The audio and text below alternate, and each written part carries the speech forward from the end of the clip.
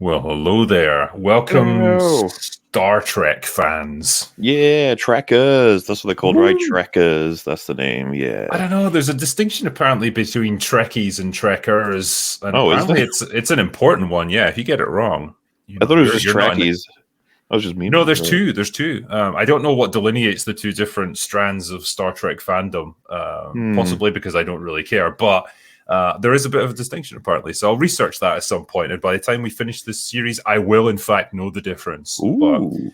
well, welcome everyone. This is part four of our little journey into the world of Yeah. Star Trek. Because I know we never covered the motion picture, but we talked about it in Kinda, spirit. kinda, a little bit. Yeah. We touched on it, but it was too boring to actually go through. So, Oh. um, but I think we've been doing okay with the quality of the movies so far. I think we both agree that Wrath of Khan was great fun. Banger. Yeah, The Search for Spock was a pretty solid follow up, and All then right. Yeah. yeah, the one with the whales was a fun little side Funny movie. quest. Yeah. Yeah. This is where things took a bit of a turn, though. Now, Well, yeah, we usually do a bit of a summary of thoughts and then we could go through the movie. This was bad. this was. yes. I think it's probably best if I just turn you loose on this one. You can just give me your Well, initial thoughts. I like some of the interactions between the characters and I like some of the ideas in isolation, but most of it I do not like. There's so much about this that I would even go as far as saying if I hadn't seen any movies but Star Trek ones, I'd be like, what the hell? Why are we fucking with the formula so hard in terms of like have you forgotten how this works? You're not supposed to like the amount of things that get them involved in this mission is so lacking. There's so little information, and from what they tell us, it seems like a very bad idea, and then it goes horribly wrong. I have so much to say about all the decisions the characters make. The world building is basically non-existent for this one. They're just like, fuck it. You don't need to know anything about what's going on. And then the fact that it feels like three movies that have been kind of smashed together with no care or little to no care. Obviously, once we get to the God stuff, that got like the film became funny to me. Like it Yeah. stopped being bad and it just became laughable. Like I feel like I understand that they really wanted to make this work, but Jesus, this is one that's like, no, you stop at the idea stage. It's like we're not doing Star Trek meets God. You have to be so good at your job to get this right. And I just thought it was pretty cringe. But like, there we are. I agree 100% with everything you've said. I think that's a perfect summary of my thoughts on this film. I mean, I can say from a production standpoint, this movie was a troubled one. And I don't know how much research you did into that, how aware you are of how it was put together, or whether you just kind of watched the film. Sorry, on you go. Well, I was going to say I know some tidbits, but well, obviously, the part of this is that the audience get to benefit from our discussions anyway. So feel free to share. Yeah, so I actually did an entire production hell video on this one, but a lot of the problem stems from Shatner being involved in a pay dispute with Paramount. Again, that seems to be a bit of a running theme with these movies, and he was reluctant to come back as a result. So the way they tempted him back was to give him the directing job. It was part of a contract that he and Leonard Nimoy had agreed back in their their original series days back in the 60s, where if one of the actors got something like a pay increase or something like that, then the other one got the same thing. And so that mirrored the directing job. Nimoy had directed the previous two, and so they said, well, Shatner gets his turn now. And he was very happy about that. So that's what got him to come back. He also was given a pretty strong hand in writing it, or at least coming up with the ideas. The problem is nobody really had any.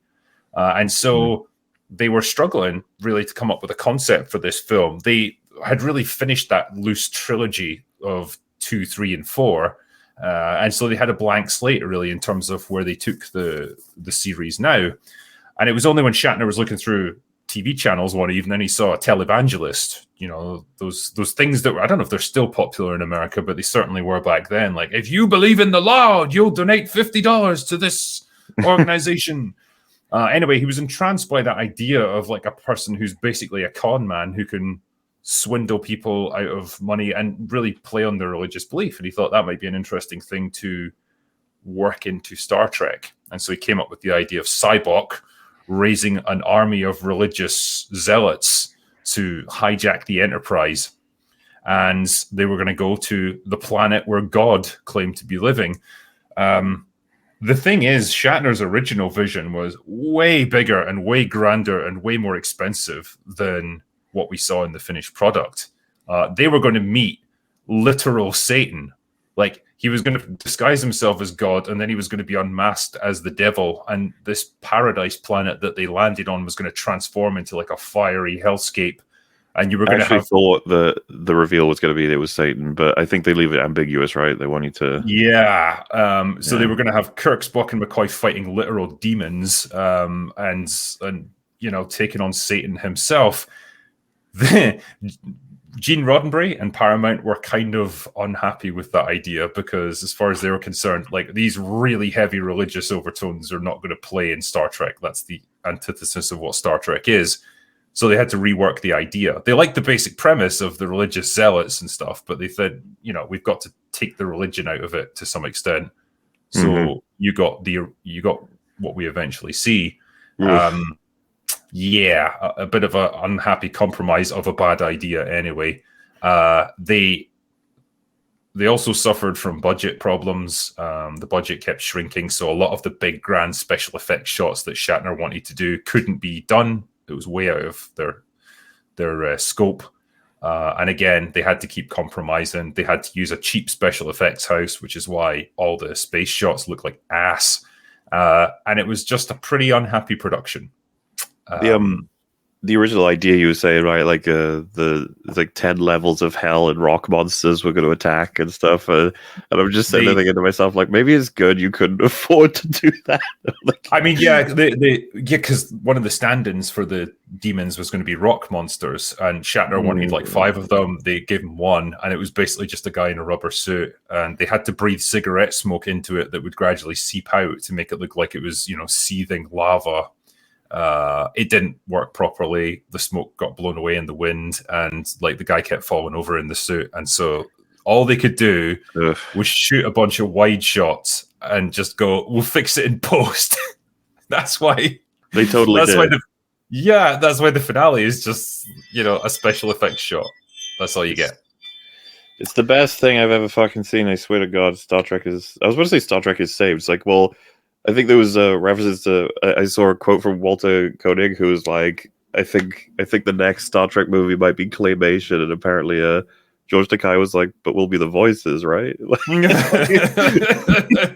This did almost sink the movies, because by that point, The Next Generation was taken off and doing pretty well, and the movies were getting very expensive to make, and this was crisis time. And yeah, Shatner never directed another one, obviously. And yeah, the other actors were pretty unhappy about it as well, because most of them basically got turned into jokes. It was like the MCU before the MCU was a thing. So yeah, nobody was very happy with this one. And it's seen by Star Trek fans as pretty crap. There's not many people that defend it. Yeah, it's unfortunate, because I actually think I wouldn't want to blame Shatner as much as, like, if only we'd gone with a different idea. Like, you know, if we'd gone with just a more standard Star Trek story, this may have turned out just fine. I just, because I like some of the interactions, and I feel like, you know, as directors go, it's not like it's really edited like complete shit, or that it's... No, really, I think because you have to wonder, like, okay, if they'd had better special effects, would we be as harsh on the directing side of it? Possibly not, because, you know, some of the scenes are fine. It's just a lot of the time they were wrestling with limited budgets. But yeah, like you say, there's some great scenes. We'll come to them, obviously, but I think my standout is the scene where the characters are shown their inner pain, and we get to see McCoy with his, we get to see Spock's source of his emotional trauma. And it's a very well played out scene. And I think that's when the film's at its best, when you're just getting character moments like that. And it actually lets the actors do some pretty damn good performances as well. But that aside, it's weak sauce. Yeah, there's a few highlights we'll go through as we trek through. But a lot of them are surrounded by things, or caused by things, or even have things in them that I'm just like, why couldn't this be as clean? Wrath of Khan, still undefeated champion. Not that I'm surprised by that. As far as I can tell, is it going to be Undiscovered Country is the only thing that could compete with it, maybe?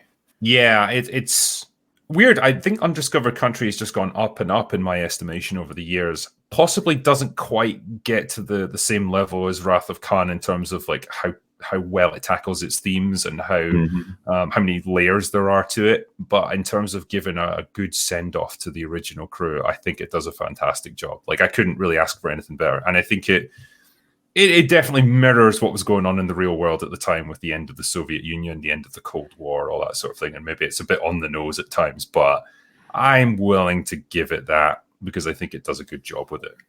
But anyway, I'll let you be the judge of that. But as for Star Trek V, I don't know, everyone.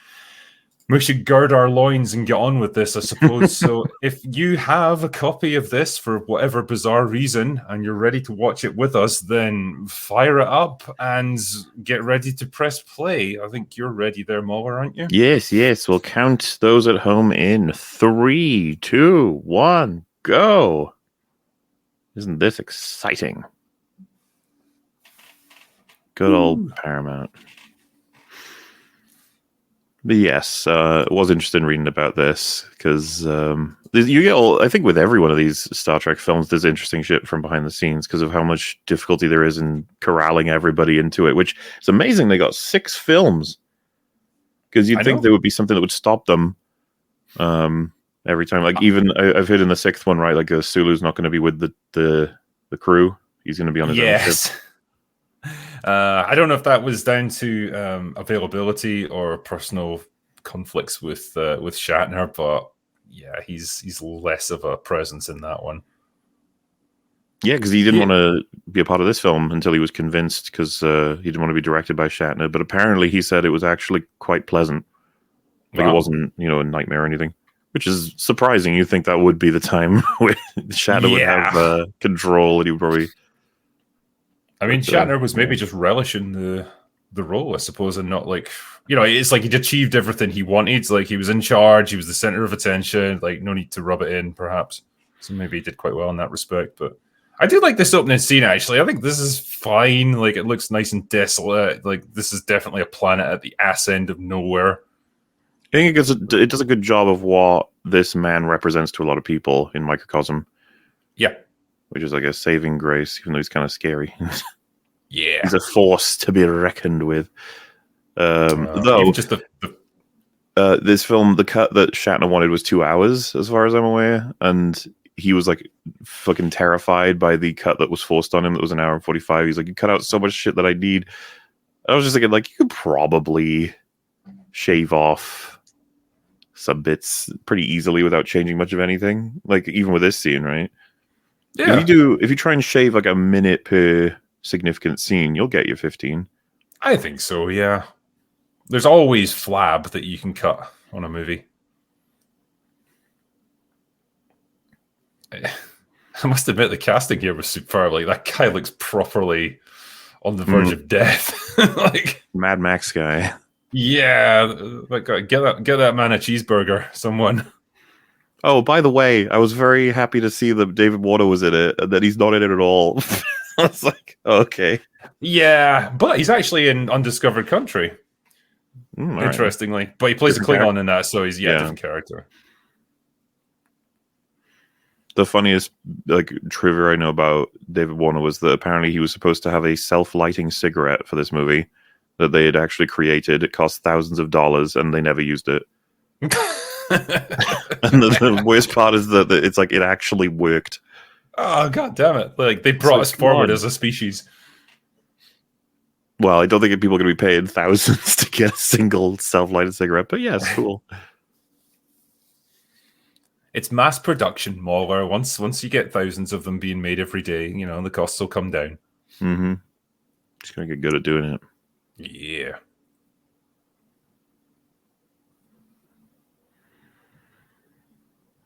I do like the idea, too, of him sort of taking an inverse progression in the Vulcan sort of ideology.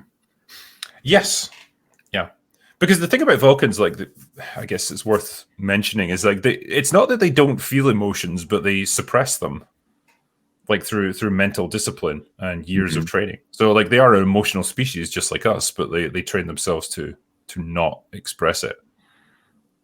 And so it's just different schools of thought. And I do like the sorry, the baseline theme of his character of, what is it about the pain of and the trauma of bad experiences in our lives? What does it give us? Is it something that we would want to take away if we could? Would we still be the same people that we are? Or is that the thing that's necessary to define us? I quite like Kirk's sort of response to him as a concept of like removing one's pain. Yeah. That, by the way, this is what I mean by this film. I would snatch onto a lot of things and then redo basically the whole plot. Like, happily keep even this religious element, but going as far as just this character. Mm-hmm. And then, of course, keeping the themes of what grief and pain mean to us as people. Like, that could make a movie for sure. Yeah. Paramount Pictures presents good old Harve Bennett. Yeah, I mean, he oversaw all the movies. I think I read he died within 2 days of Leonard Nimoy dying. Sad, truly is. We lost a lot of good men back then. This must have been a really fun time in a lot of ways, though, right? The whole crew just being like, yeah, we're just making movies semi-regularly. Well, yeah. I mean, particularly this period where you've still got the original crew going strong, but then you've got TNG that's now taken off at this point, because it came out in 87. This is 89 that this movie came out, and they've still got like one more in them anyway. So, for those fans who'd had 10 years of basically no Star Trek, this was like a golden era. You've got Star Trek on TV and in the movie theaters again, and it's generally good, apart from this. Generally. Yeah. Lawrence Luckinbill. That's quite a name. Also Roddenberry, right? He I think he died. I think it was 2 days after he saw the rough cut for Undiscovered Country. Oh. Yeah. Well, at least he got to see the end of his favorite characters. Like, as an era, it's all coming to an end. And not to knock any of them, but watching this film as well, as you do throughout all of them, you just notice, like, God, these guys, they are getting on, and it's just something that it reminds me of watching, Grand Tour, where it's like there's only so long they can go for, Yeah, I mean, like, Clarkson's belly just ends up protruding more and more with each new season. Like, good Lord. Must enter the room like a couple of minutes before he does. What I think is so charming about this film is that Shatner expects us to believe that that's him. He's doing like this super strenuous, like, free climbing. Or do you know what it reminds me of? Obviously, I don't know if it makes you think of it. I'll give you a guess. Another movie's opening. Oh, good Lord! I'm drawing a bit of a blank at this point. It'll be Mission Impossible 2. Oh yeah, okay. Yeah. It's so funny to me because I think for character it's strong, both for Ethan Hunt and for Kirk, in terms of like, yeah, they're climbing it because it's there. That's the kind of character they are. But it simultaneously is representative of the egos of both actors. The thing is, I'm climbing a fucking mountain. I can at least buy into Tom Cruise being able to do something like this, because he is like super, like, particularly back then, super athletic, really strong and stuff. Like Shatner, it's like a tubby guy in his like late 50s by this point. Like, you ain't climbing El Capitan, my friend.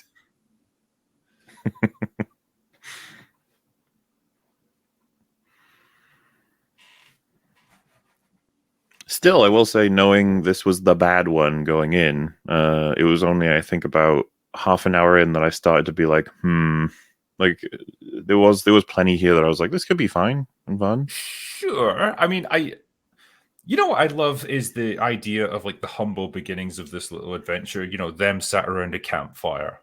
Yeah. Right. To then go on this epic galaxy spanning adventure to find like the source of creation itself. I mean, it doesn't get much more epic than that. But then to bring it full circle and have them end up by the campfire again. 3 friends been through an adventure together. Things like that are nice. I like those ideas. It's just like, yeah, the implementation of this horrible. Row your boat. Like when they start singing it, I was like, so this is going to play into the whole story a lot, I imagine. And I think that it's like there's so much to do with it, especially the fact that it's such a simple and like well-known song. But what does it really mean? What is it about? And how does it reflect life? Yeah. It's interesting because I think it was Doomcock, right? He and I were talking about this once on a live stream, and he said if you look at this movie as just literally a fever dream or like a flight of imagination and fancy of Kirk while they're sitting around the campfire and they never actually go anywhere, it makes a lot more sense. And I thought, that's not bad, actually. It kind of explains all the stupid plot holes and everything. Well, it is an unfortunate reality, but another thing I read was that because of its failures in several different ways, the fan base generally consider it to be non-canon.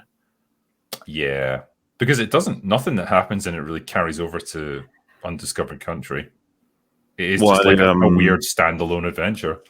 Something that it annoyed Gene Roddenberry as well as fans was there's a reference near the end to Kirk having like a brother in Spock sort of thing, or brothers in them, but that he had a brother who died in the show. And, right. So it's just like, oh, fuck, did they not remember that sort of stuff? And I think this son probably should have come up when talking about family. Yeah. So it's these things like they present issues, and then I think fans, if the film itself isn't good enough, it's just like, you know what? I'm just going to forget the film exists. Like, oh. Yeah. It's interesting they had to redo this entire scene because it was basically filmed in a parking lot, and like the wall that Shatner's climbing is just like fiberglass to make it look like a rock face. Mm-hmm. What they hadn't noticed though, there was like a pine tree over in the corner of the shot because obviously they were just really at ground level. And it's like, but it's not until they saw it later when they realized, oh fuck, we're gonna have to do this whole thing again.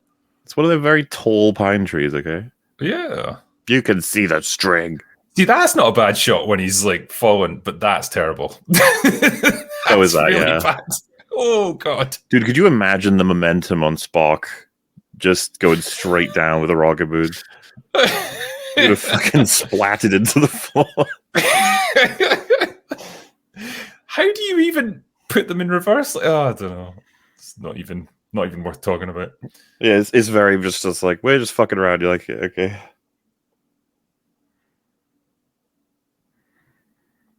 That's something I think you mentioned in the last Star Trek we did, was that this one has a lot of just action appears in it. Yes. And it's very like, why is that there? It's like, shut up. That's why. Like, yeah, okay. It's pretty much like this whole bar scene. This is the cantina from Star Wars, but just not as good. It's never as good, is it? What I love is the people playing pool, but like the pool table is covered in water, so like the ball only travels a few inches before like it loses its momentum. And I just thought, there it is. Yeah, there you go. I want to play that. A game like it's like I want to see if it's any worth it. Like I can imagine you get bored of it compared to the real thing, but still worth trying.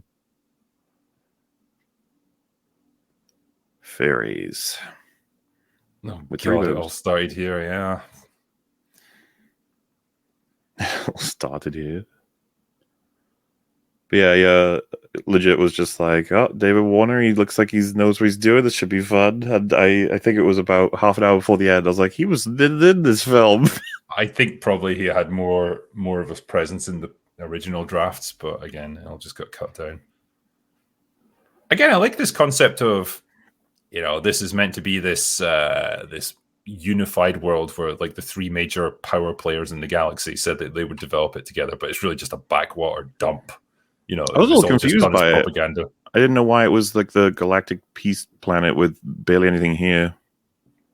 It's probably just a token gesture so they can say they work together on something. It'd be like back in the Cold War, the Americans and the Soviets, like they had a thing where the Apollo capsule joined up with like a Soviet spaceship just so they could say they did it, but it didn't actually mean anything. There was nothing gained by doing it. It was just a publicity stunt, probably like that.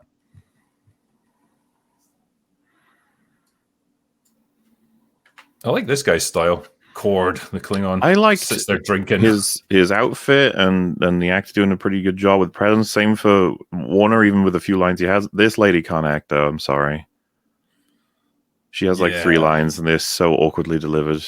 I think some of it's ADR as well. I think they picked her for, her looks. Because she is hot, I'll give her that. Yeah. I need to find what became of that actress. I'll need to find that out after this because I Oh, can't I recall thought seeing her in anything. this was funny too. The alarm is so fucking late, dude. Like, Yeah, yeah, they're already storming the gates. which, by the way, involves a kick. It's Yeah. like, well, they got us.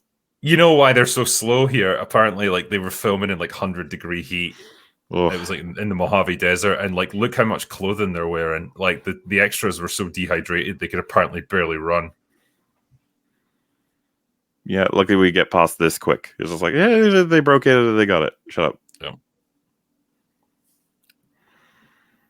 Yeah. So the idea with this film is he's not mind controlling them. He is setting them free of their pain, and they happen to be very much his followers after that. I think the way it seems to suggest is like it makes you very open to suggestion once you've had your pain removed. Like I don't know if it puts you in a sort of weakened state emotionally or whatever. Maybe you're not quite as on your guard as normal because yeah, there's Starfleet officers who have their pain taken away and suddenly they're loyal to Cyborg. Like that clearly is not something that they would do. You know, people like Uhura and stuff, like just suddenly coming over to his side, like they wouldn't. These are good people, you know, they know their duty. So it must be something more than just taking away their emotional pain. They don't quite answer it, I don't feel like they leave it No, vague they enough don't. that I don't really understand what's happening. Because like these guys are all in very much opposition to him, right? But the next time we see him, they are working for him. Yes. And it's like, oh, because Kirk, like the audience assumes it's mind control, but he's like, nope, not mind control. And you're like, Well, you sure?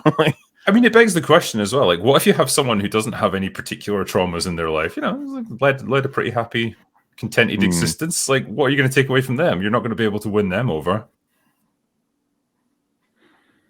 Oh, dude, I fucking Scotty's role in this film. Yeah, that one moment that pissed me off so much when he knocks himself out.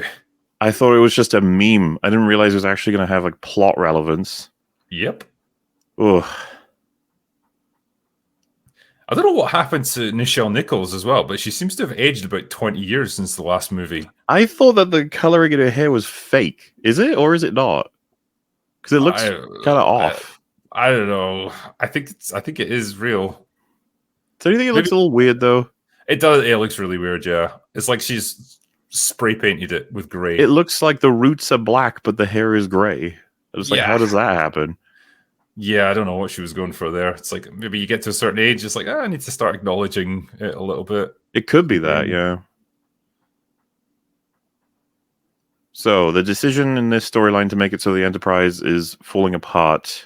What do you think the idea writing wise is there? I guess it's they want to put the crew up against it, you know, in terms of like their resources. They are not at full combat potential, so they can't take on a bird of prey. They also, for some reason, seem to have a skeleton crew on board, which I don't understand why. It's just probably to make the ship easier to take over. I was like already kind of annoyed with this. I was like, I don't think you're allowed to make it so that they're in a bad position when they have absolutely no reason to be. Especially when Scotty has had, as they meme about, it's like he's had more time than needed to fix the ship, and now it's in a worse place than it was. It's like, That's purely humor. They just purely put that in as a joke so that they could have the line like, "Oh, I think you gave me too much time, Admiral." Yeah, I figure that's what I'm saying. Though it's just like, okay, sure, but like it has immense implications on the story. Like, why? That's again one of the big criticisms of this film, that it sacrifices so much logical cohesion for some gags. Like, I thought this was kind of funny. I'm like, yeah, sure. Like, I don't mind humor like this. Yeah, again, you know, they've got the navigation officer of the Enterprise getting lost, but okay. Well, on obviously not Sulu's side, but Chekhov's side, being like, it's windy, and then blows into a thing. Yeah, it's like a really cheap and easy joke. But the problem, of course, is the only way you can do jokes like this is by making them incompetent in particular ways. It reminds me of Prometheus. Even though that that wasn't even for a joke, that was unintentionally hilarious. And that's the thing, it's mistakes you can make, Shatner, but it's really weird that you would make these mistakes. You know these characters so well. Yep. Assuming he wrote those lines. He may not have. What I do appreciate is like these three get some good scenes together. Just I don't know, almost from seeing old friends just hanging out with each other. You know, It's about as the nailed as actors, it usually is. These three, the chemistry, I feel like they'd be fine without a script. yeah. And McCoy is just like, some of his lines are properly funny. Mhm. Like, I really appreciate them.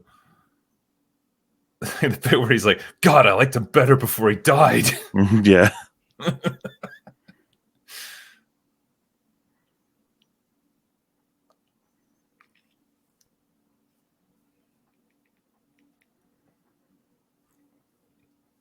So yeah, I was thinking if I was to, re-edit this movie, I might even go as far as beginning around about here. I feel like it takes us way too long to get the thrust of what we're even here for. I like the opening for the villain. We can sort of keep that as all the antagonist, but feels a little bit like we're messing around for too long, and then we go really fast into the plot because we've used a lot of time. Yeah, I'd be inclined to agree. So once they're picked up by the Enterprise, I was fucking like, I had like whiplash in terms of just, whoa, we're already into the main plot now. Okay. And there's a lot of things that the script itself lampshades, but also avoids dealing with because there's a lot of shit that don't make any sense. Oh, yeah.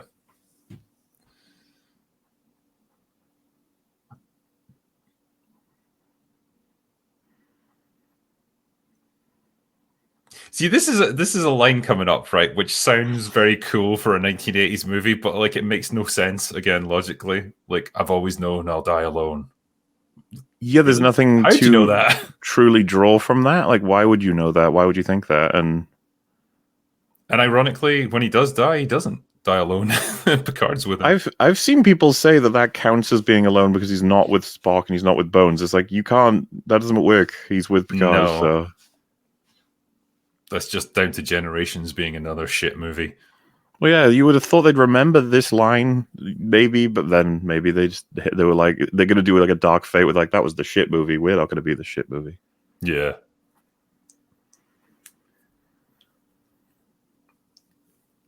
It's kind of interesting because this is a very early version of a replicator from TNG.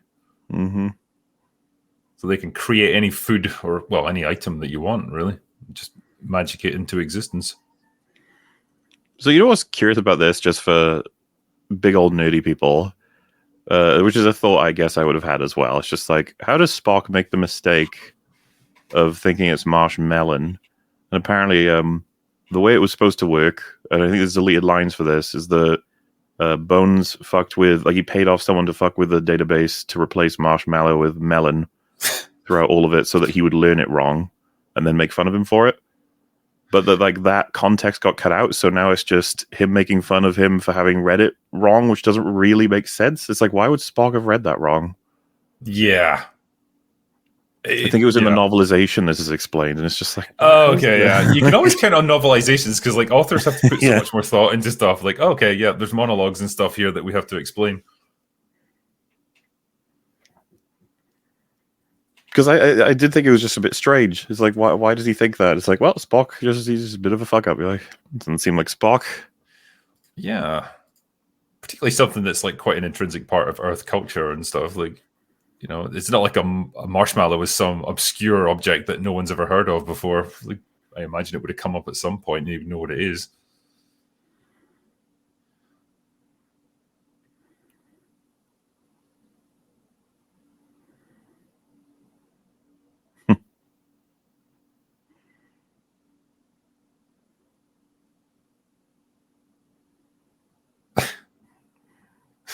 I love, because like McCoy kind of looks a bit drunk here as well, Yeah. which I really appreciate.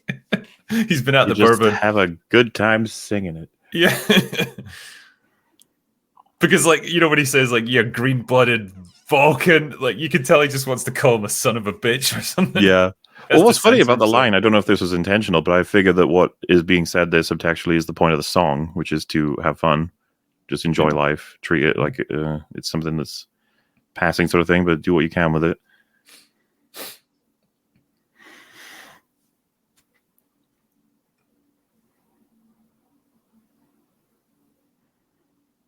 That would be my response too. All right, buddy.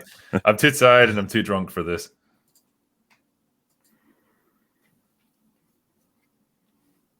Yeah, like at this point, I was like, this is fine. I don't know what this film's going to be about exactly, but this is fine. just the three guys goofing around.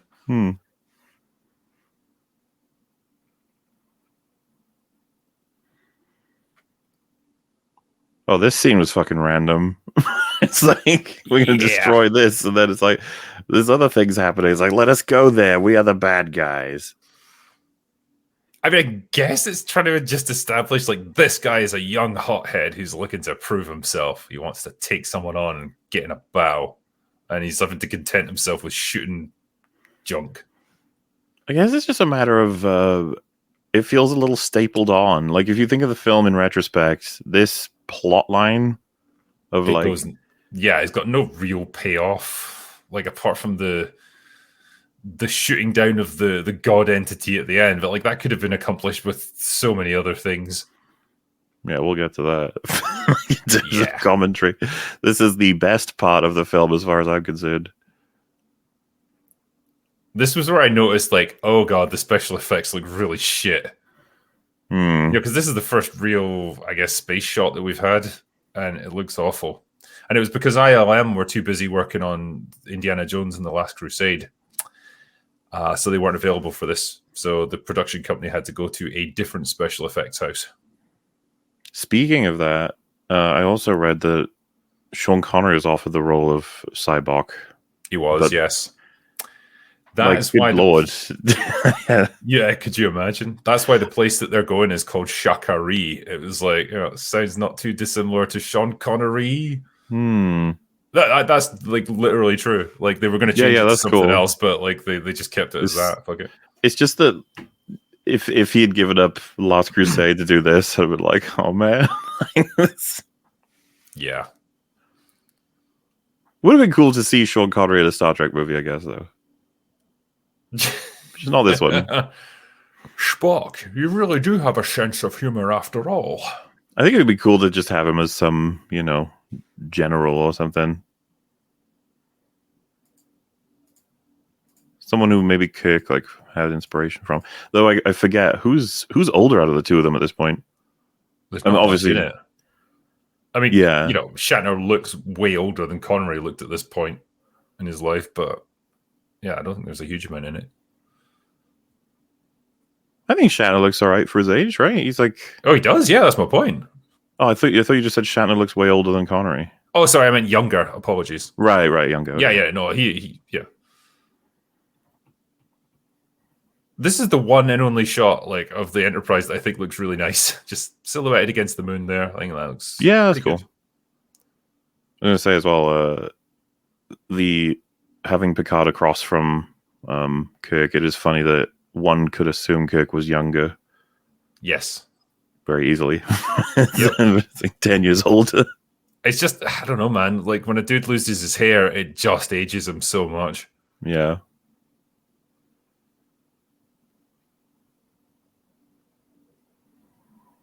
Well, that's the meme, right? Patrick Stewart's been old for his whole life. Yeah. It is bizarre. Like you see him when he's in his 30s and he looks about 60. Just some people see that as a good thing in terms of, you can be reliable now. So if you make an impression as you are, then people can, take advantage of that for a long time. Yeah, and the weird thing is that he reached that point and then he kind of stopped aging for quite a long time. And yeah. It's like, even though he was, 20 years after the Next Generation, he still looked roughly the same. And it's only in the past few years that he's kind of looks really old and frail now. Yeah, I would argue that the latest evidence of his aging is in his voice, almost, and his sort of the way he walks. Yeah, it's a bit quivery, isn't it? His voice just got that old man wobble. I think his voice wouldn't be anywhere near as noticeably bad if not for the fact that what he used to sound like, which was powerful. Yeah.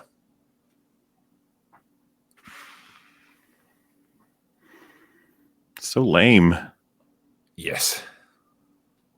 Oh, you know what? As well, I was tricked. Right? They walk. This is like a oneer almost. They're walking in here, and then the doors close, and it starts to move. And I was like, oh, they're gonna do something really cool where they are inside something that the people outside are turning slowly 180 degrees, so the doors open into a new set. I was like, that would be really awesome. And then it just cuts, and I was like, oh, yeah. Never mind. That kind of awesome talk has got no place here.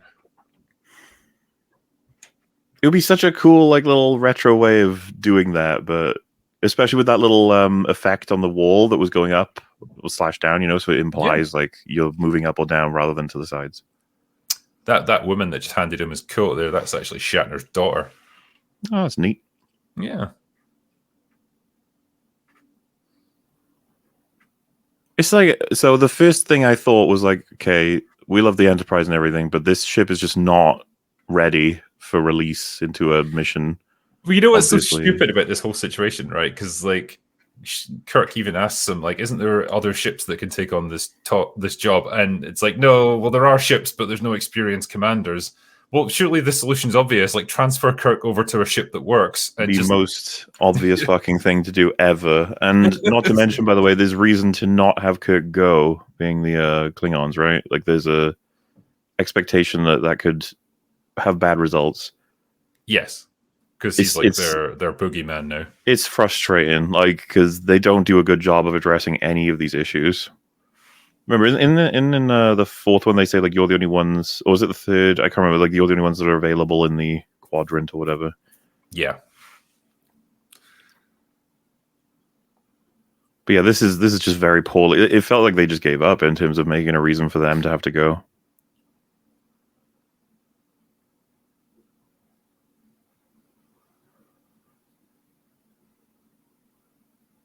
Yeah, at this point, I was like, holy shit, that's it? I feel like we've got so much to talk about and solve first, but okay. And we don't know much at all about what's happening, but I guess... Yeah, I don't know if Shatner was just going for... He was trying to evoke that adventurous spirit of, hey, we're up against it, and the odds are against us, and, we've got this hostage situation, we've got to save the day, let's go, everyone. Just go in there, guns blazing. We'll see that, like, lampshade, and it's like, we should be careful, they hate you, and then he's like, yeah, well, I don't like them either. Like, yeah, well, yeah, okay, but... doesn't address the problem. Yeah, and I think you're right. It's very cavalier, just like, oh, come on, we all know why we're here. And it's like, yeah, no, but we like this stuff. It helps immerse us. Keeps us in the story to know, like, you're addressing all these things.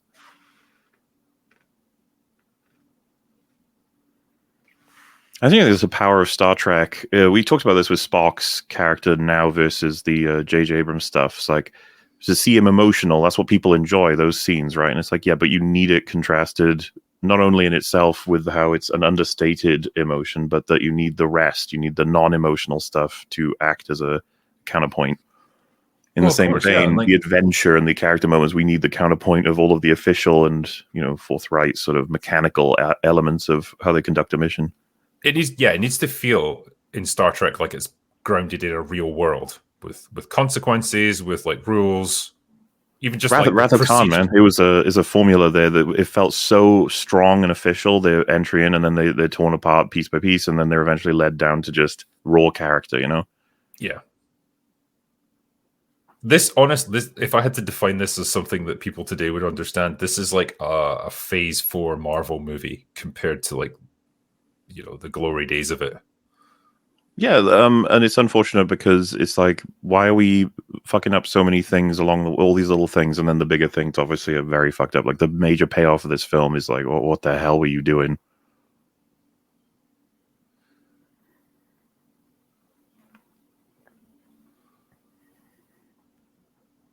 Now that's a line, isn't it?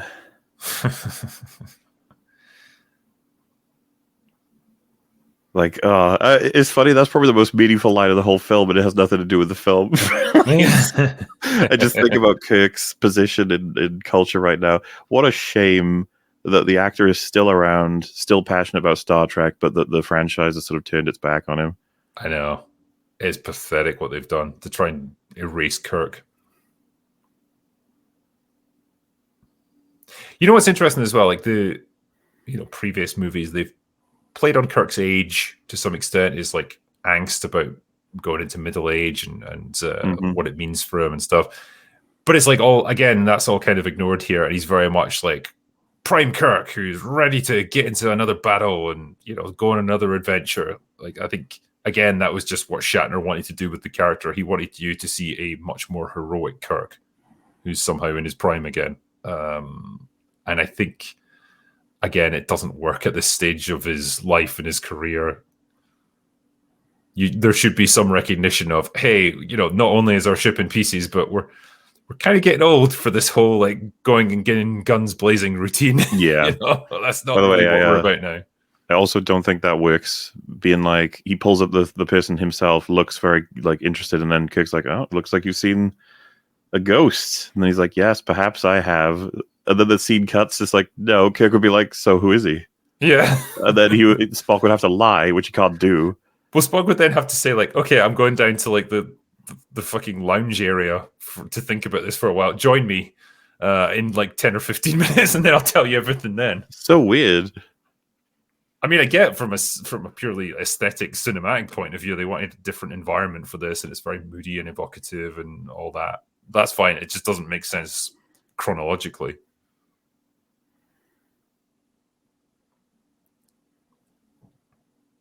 And yeah, this felt to me very oh, okay. Like it's like I got a bunch of backstory for this guy, and here he is, and we got to deal with it. But then the revelation that it's his half brother, which I think actually Gene Roddenberry took issue with that too. He said that something to do with Spock's father would never have done that. Like it would be apocryphal for Sarek to have a son with another woman before his marriage to Amanda, which obviously doesn't mean as much to me as it would to you. But at the same time, it's stuff you got to deal with. You got to be careful. All this chips away at the almost authenticity of the whole film. Yeah, for sure. The idea as well that Spock could have a half brother and never having mentioned him at all up until now. Again, the movie lampshades that by saying like, well, I wasn't disposed to talk about matters of a personal nature. That is not a fucking explanation. You've had many occasions throughout your life with Kirk to talk about personal matters. That's what I mean. It's very weak. Like you can retcon and you can move things around and you can have really good explanations, but this film just felt like it didn't want to have to put much effort into it. It was like, look, it's just the way it is. And you're like, yeah, I know. Like, I get it because we're watching a movie and stuff, but you can still try. It is the way it is. Yeah, but the way it is kind of shit.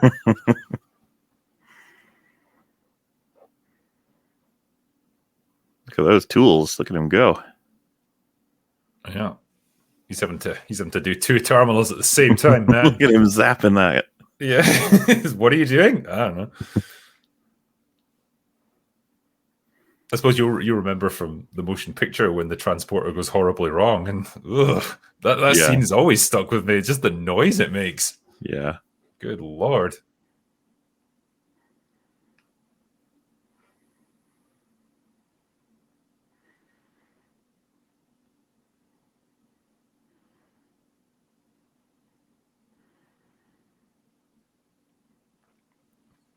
So I was immensely disappointed with this mission, and it really started to turn me on the movie. Their tactics. What we have here is planet with several people taken hostage, and you've been sent to solve this mission. You're like, all right, so plan. We're gonna land outside of the scanners and just fucking run in. And you're like, okay, but they'll spot you, right? And it's like, well, we're gonna take an outpost that conveniently they didn't even realize it was there. They bump into it, and it's like, okay, and we're gonna get onto their horses and use their clothes, and we'll get right in. Like, okay, that's an idea, sure. And then as soon as they get in, they just don't seem to care that everyone is looking at them, and then they get spotted. Yeah, I was just like, what the hell? And the thing is about this, I don't like to be too serious, especially like with the previous Star Trek film, because it's more fun. But this one, like, guys, this is terrible. These are hostages. You've just fucked up the whole situation by messing around.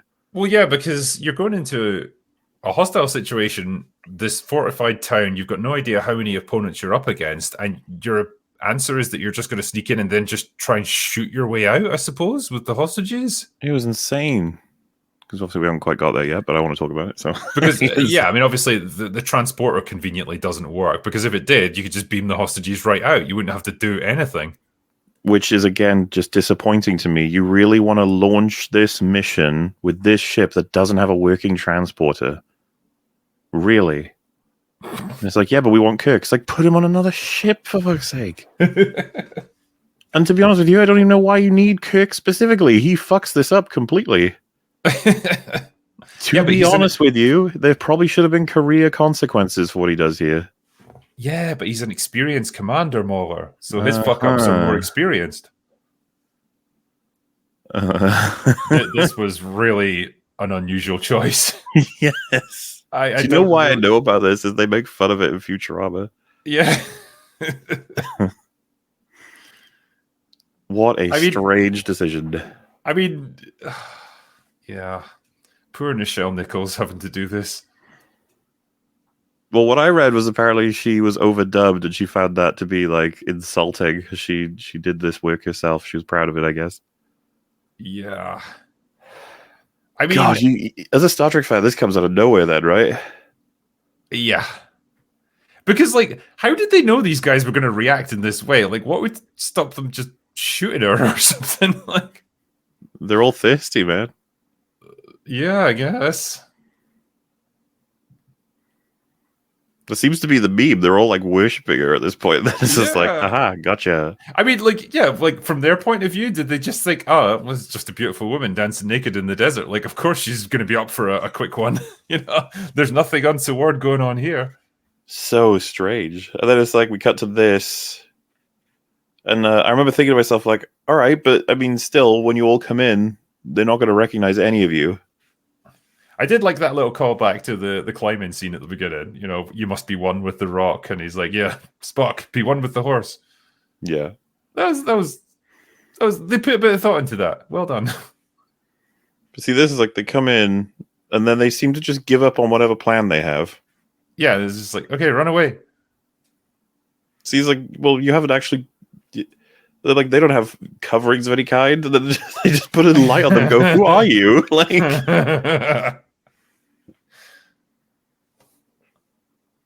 Because obviously someone might be like, well, what were they supposed to do? It's like you get information from the guys you've captured about what you need to do when you get in here, and then maybe even convince one of them, like, it will shoot you if you don't comply and pretend for us.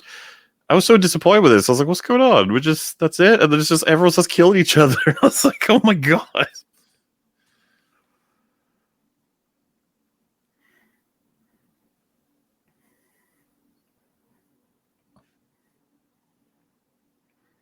It's a good question.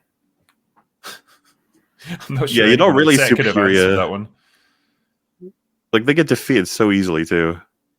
Yeah, well, you don't even really get to see it. So the fight's going on. Kirk goes into this building here to rescue the hostages, and then when they come out, everyone has just been captured. So, like, what happened? They're certainly because outnumbered. The Federation guys they've got far superior weapons. I mean, they could vaporize people. These dudes have just got like little crappy single shot guns. And I mean like projectile guns. Yeah, like showing us that, it just makes you think like good guy's gonna win, yeah? Yeah. And that is a really inefficient way of taking a guy down. Like the guy on the horse just kind of patiently sat there while Spock took it out. Look at that.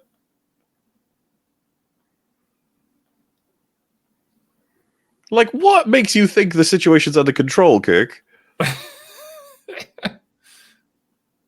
Like you say, like there should be career consequences for this. This feels like a different scene. Different. He's now. You see what I mean? Like tonally, he's like, all right, let's inspect this place. Yeah, just quietly mooching around. People are dying out there, and then this happens.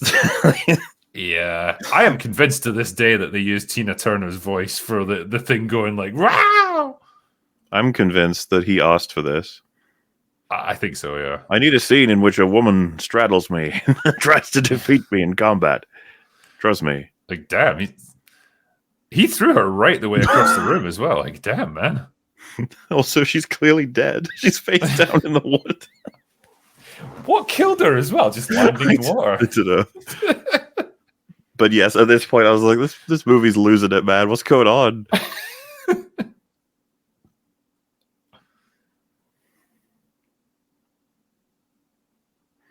Yeah, this is like, we won. Like, what? What's going on? And yeah, it was just, as far as I'm concerned, what a catastrophic failure for the Team Enterprise. And it's not because of tools failing necessarily. It's not even because of like a tactic they couldn't have accounted for. They were just idiots. Yeah. I don't know why Yeah, you would want to write it there's this way.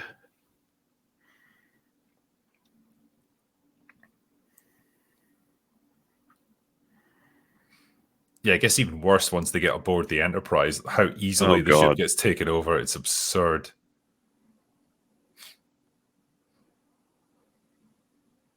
Well, so someone I found out that I was just like, oh, this makes me feel bad. William Shatner thought the film would be received well, and apparently, Leonard Nimoy was woken up by him the morning after it came out for him to say like, "Oh, we've gotten positive reviews," and like Los Angeles Times, local television, sort of good reviews and stuff. And he's like, "You sensing a positive trend? Looks like it's going good." And then in retrospect, he sees it as a failure, a glorious attempt, but a failure.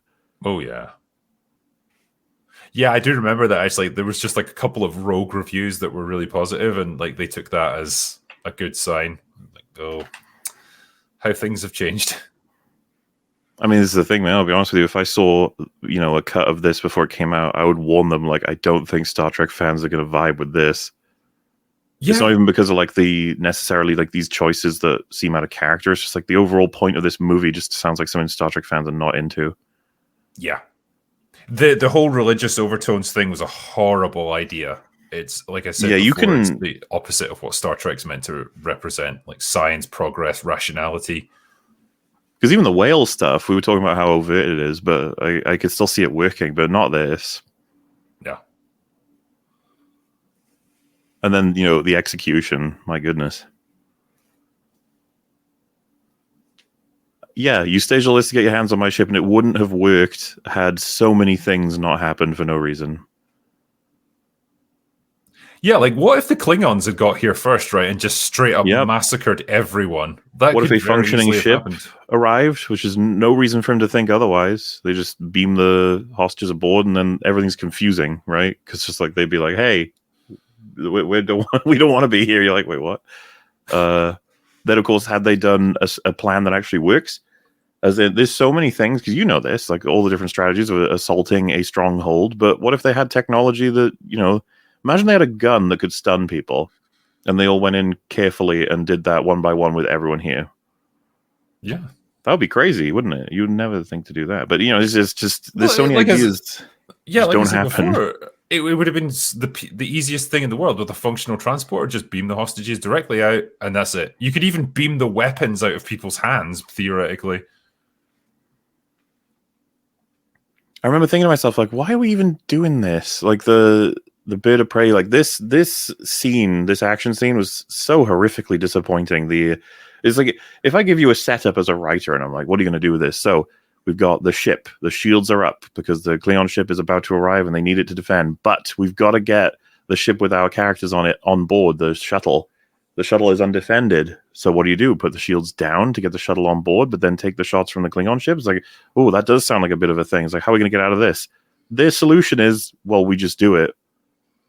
Yeah, we just do it fast, so the shuttle kind of damages itself. But who I don't cares? even feel like they did it that fast. They actually highlight this. They say it'll take about 15.5 seconds or something to do the entire thing, which is an eternity. And he's right, it is. Taking 15 seconds with the shields down is just, you're dead. Yeah. But it doesn't happen. The Klingons they're just not fast enough, I guess. And it's like, okay, that's not very interesting.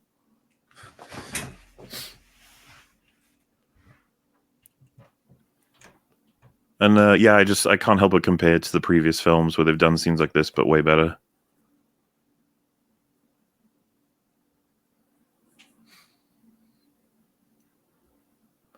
Also, why didn't they contact the Klingons here with their General Klingon man? Oh, because he's not relevant to the plot until later, so we can't use him yet. Oh, I legit thought you were gonna have, because I thought I missed something. Like, why they don't? He's like explaining to them, like, yeah, this is how this works. It's like, don't you have authority? Can't you do something? Yeah, you absolutely could at this point. I mean, the fact that he's in this shuttle is enough for them to not blow it up, right? It might be, right, if the Klingons are cloaked, it might be that they are radio silent. So maybe they just wouldn't be able to hear these transmissions. I'm not sure. I thought they were getting... Oh, well, aren't they receiving you? Oh yeah. I take that back. So what I suggested there is not right. Yeah, like because they have huge respect for that guy. He's like right there, and that's their representative for this planet, right? So they would value him. Yeah, I mean, at the very least, he's a ranking officer, so he does have authority. Well, of course, I'm saying this as if they don't bank on that later in the film. They absolutely do. I have to say as well, like this guy just going rogue and deciding he wants to like pick a fight with the Federation, like I don't know, like I feel like even the Klingons wouldn't just sanction that. Like if he was to come home and say, "Hey, so I blew up the Enterprise and now the Federation's at war with us," they'd be like, wait, what? We didn't say this was okay." Well, again, it feels like more reason that this guy, ex-general guy, would be like, I trust me, I can talk to him. I know what to say.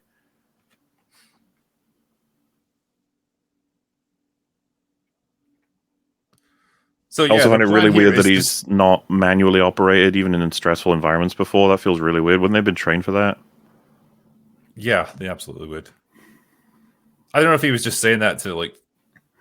Put the Well, fear in it's them. definitely movie stuff. Like it's to be like, Yeah. whoa, this is gonna be tension filled. But I don't know about you, but I was just like, I hope something more interesting happens, not just he goes in.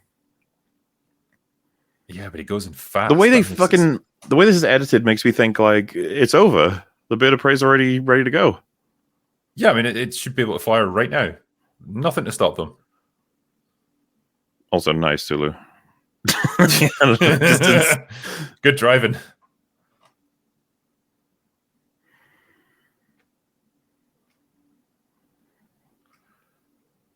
Yeah, it's like, now we will begin to fire. It's like, what's going on? What's taking you guys so long? Mm. Oh, that shot. That is so bad.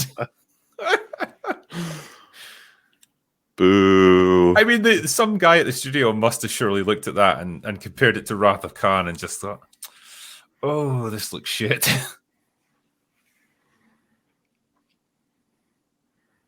And is it like I was recovering from that in terms of just like, God, please, can something interesting and good happen? And then this shit happens where Kirk can easily take control of the situation, but like just stops, which is so unlike Kirk. Like you see this gun, right? It's from everything I know about Kirk, he's quite the cowboy. So it's like, oh, I see the gun. Oh, grab it. I'll be like, he'd tackle him. He'd fucking go for him already. And you know what supports this is he does it in about 10 seconds from now. Yep. It's so annoying. I was like, you serious? The leverage of this whole situation was just defined by Kirk just giving up, being like, oh, well, yeah, you win. Also, you can help me out. How much stronger are Vulcans than humans? Or is it like equal? Quite a bit. Yeah. Quite a bit. So Okay. a Vulcan could quite easily overpower an average human man. Like you see here that he lifts Kirk right off the ground. So yeah, a normal person clearly couldn't do that. It's not like Cyborg's a big. Do you think they did bruiser, this because they couldn't have an interesting fight inside the shuttle? So like, let's move them out first. Probably, yeah. It's too cramped in there. The momentum on that is funny. They polished the floors real good in here. Mm-hmm. So yeah, this part I was completely thrown off. I thought, yeah, Spock just doesn't want to kill him because it's his brother. well, but you don't have to kill him, Spock. Mr. Logic, you can't think of anything you can do to sort of stop this man that doesn't involve killing him? Yeah. I need shoot him in the fucking leg, man. Yeah. I was actually half tempted for Kirk to just get up and hit him in the back of the head with something. God, this was so disappointing. Yeah, I think, again, this is where they sacrifice character and integrity for the sake of not humor in this case, but just moving the plot in the direction they need it to go. Yeah.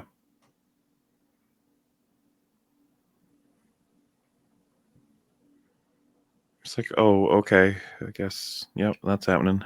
Shouldn't you put all of the Starfleet personnel in the break? Like, Uhura's there, Sulu's there. You should probably put them in. No, there's something else that bothers me too, is that he seems to approach Uhura and Sulu, sorry, with his interest seems to be, I'm gonna do the I was about to say like a mind cleanse or whatever the fuck he does, in the interest of having them sort of just join his team. And I was like, why hasn't he done this to Kirk immediately? He's clearly the most powerful, most aggressive, most disinterested in joining him. The only piece of dialogue I can draw on that might be an explanation for that is later on when he's going to the brig to have a go at them. He says the bond between these three is strong. This is going to be a real challenge. So he maybe feels like it's going to take a lot more work to take down Kirk, Spock, and McCoy, whereas these two are weaker, and he can get them on side relatively easily. He doesn't even try. Surely you say that after giving it a shot or whatever. Well, yeah, because like having been with them for all of like a couple of minutes, he doesn't really know how close friends they are. For all he knows, like Sulu might be Kirk's best friend in the whole universe. Well, and he's on this incredibly important mission, and like Kirk, if you convert Kirk, that's you're good. He's like the biggest problem you have right now. Yeah, he doesn't even try it. Well, he does later, obviously, but funnily enough, later he does it as an offer to Kirk, not as a thing he forces on him. Yeah. Grit your teeth at this stuff. Yeah, this, by the way, I got a full sense of this being retcon territory because of the fact that it's so awkwardly explained.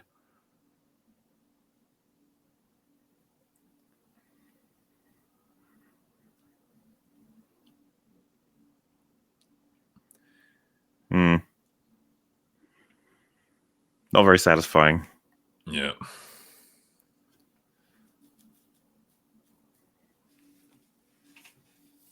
See, it feels to me the script is like, it makes sense. It does. And you're like... From a certain point of view. Yeah.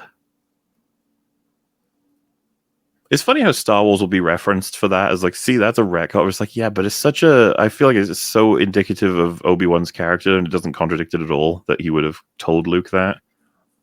Yeah, like for me, it's slightly clunky, but it works well enough that it doesn't ruin the film. I think the line is clunky, but the concept isn't. As in, like, him not telling Luke that's his dad in order to get him more able to kill him. I think that makes more sense. Or at least a lot of sense, I mean. Like, it makes sense from a certain point of view. It just feels like an insecure line. Yeah. Like, you know, the way you do it is he says, that man is not your father. And then Luke would be like, yes, he is. And you'd be like, no, he's fucking not. Also, there's no way these guys would have made it all the way up to the bridge without someone knowing that they were coming. Yeah, this all seems like this is a crap takeover. It is possibly the worst one I've seen in terms of just... Well, it makes the whole crew of the Enterprise look like absolute pushovers. Mm-hmm.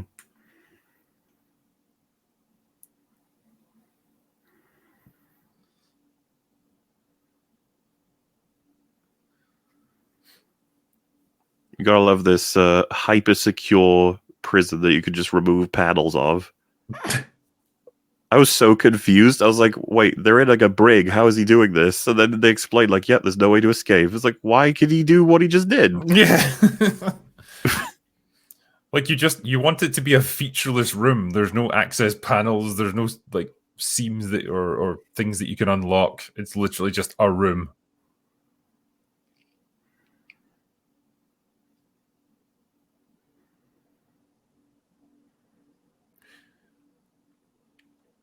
I thought this was really slow as well because I got the joke really quickly. Yeah, it's like a clunky payoff to this. I feel like the good version of this joke is that he says they tested on the smartest person they know, and then he looks at him and smiles, like, and that would be it. Yeah, that's all you need.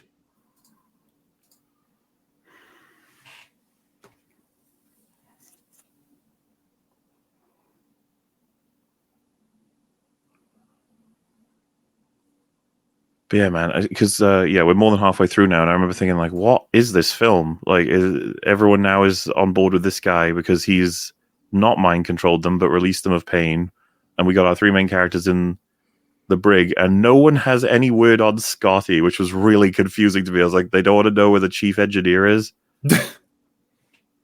Like, you'd think that, you know?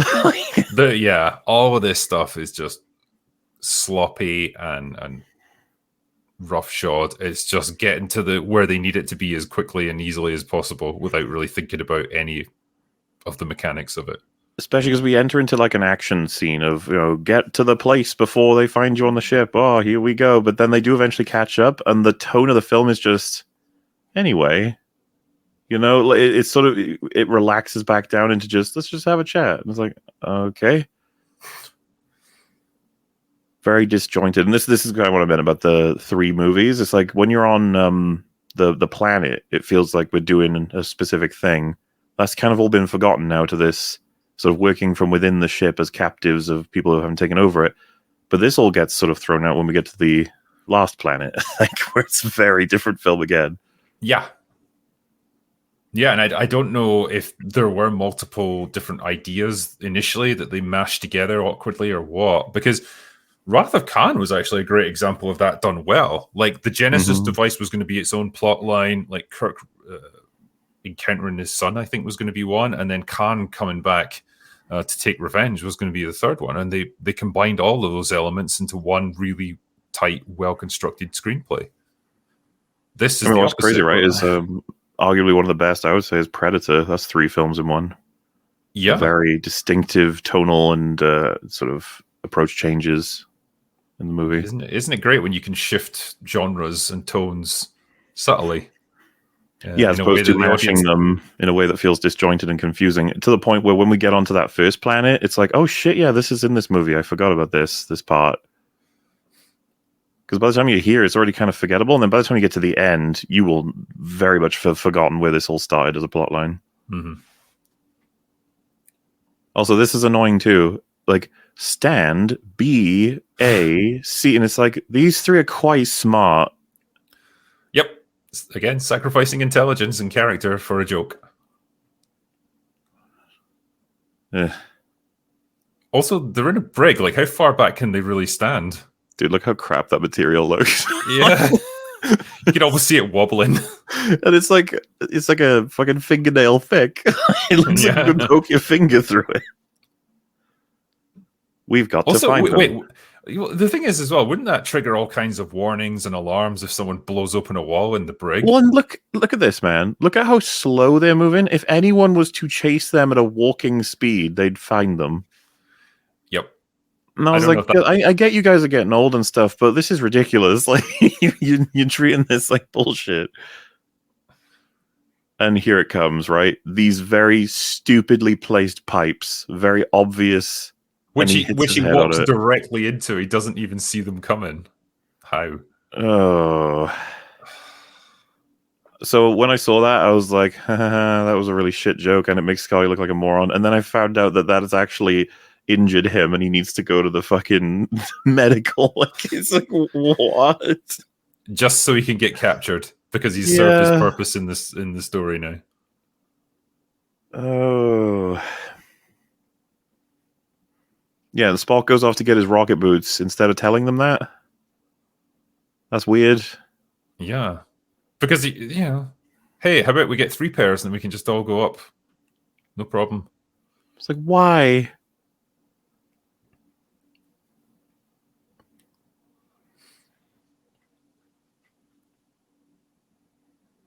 Making DeForest Kelly climb a ladder.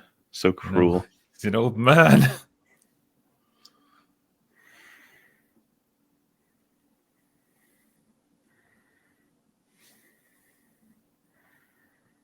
So you know how he said there's nothing he could cut? Yeah. I mean, I can think of a few bits.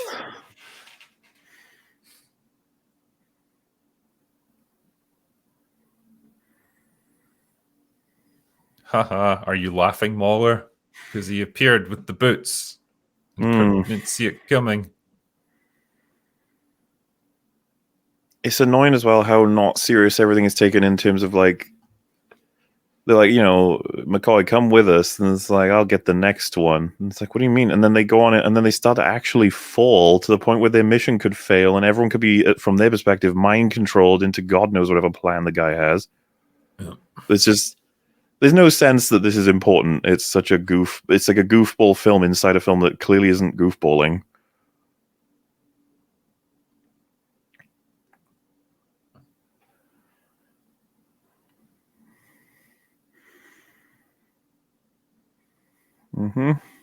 this is just when you talk about little continuity problems and stuff. Like the Enterprise does not have like 80 decks. That's absurd. Like that would be 5 times the height of the real ship. I just don't like what was that? Like Yeah, like how did they get out of that predicament then? Like they're still stuck in a lift shaft. Like where do you go from there? I almost am tempted that they open the door to that shaft place and we cut to them opening this door. It's just like, yep, they've arrived here now, because fuck that whole sequence. What even was that?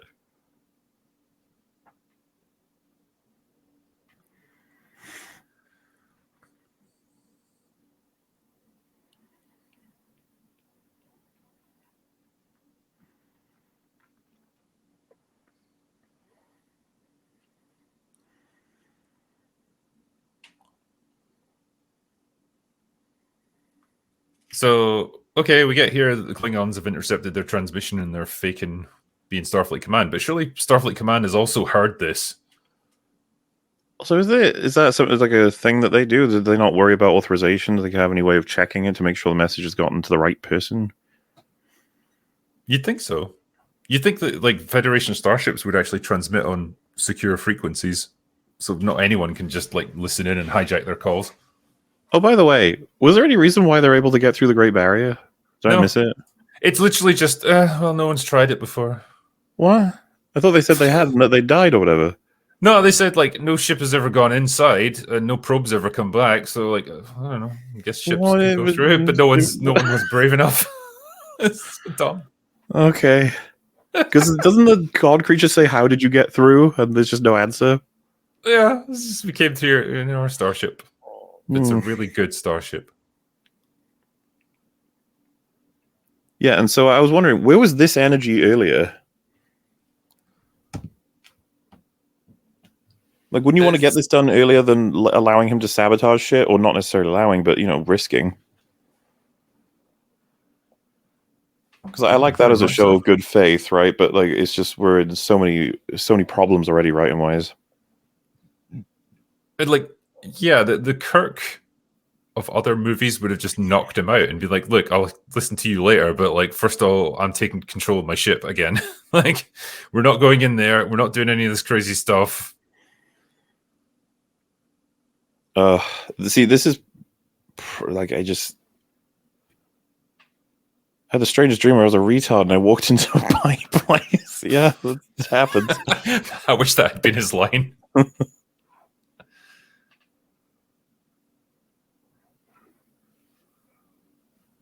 Incidentally, like, there was never a romance between Uhura and Scotty in any of the episodes that I can think of. Like, the two characters barely interacted with each other. I was going to ask about this. I was like, what's the precedent for this? Because I don't remember this being in the other films. Nope, never. It just came out of nowhere.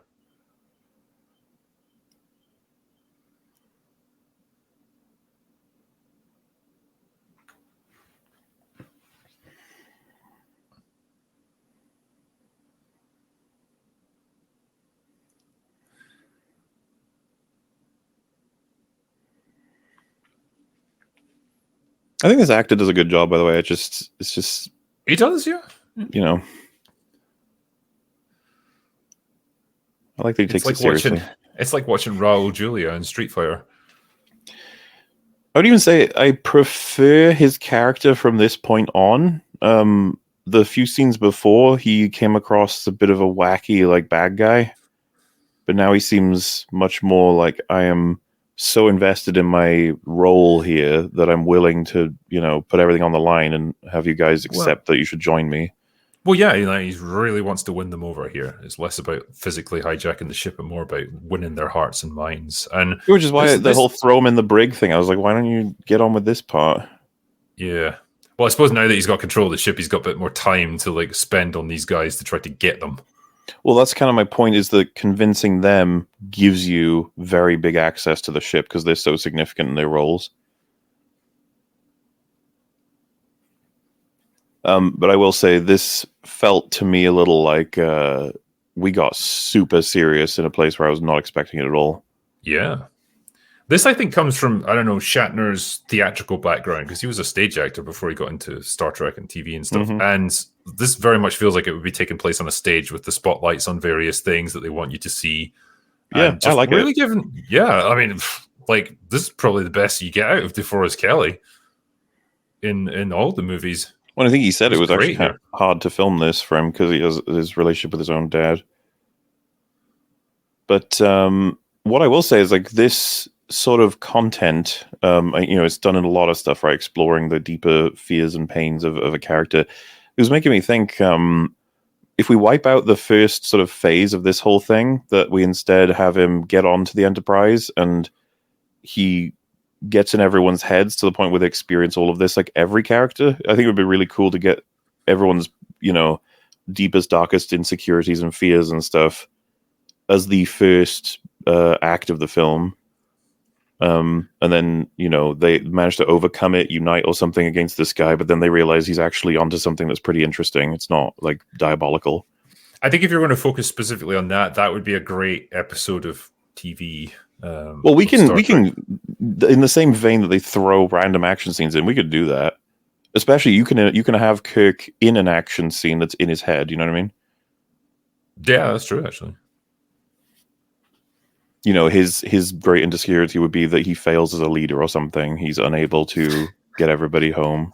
Scotty's one is that he keeps walking into pipes. That's what I mean. It's such a great opportunity to take advantage of, and they show here the potential is huge.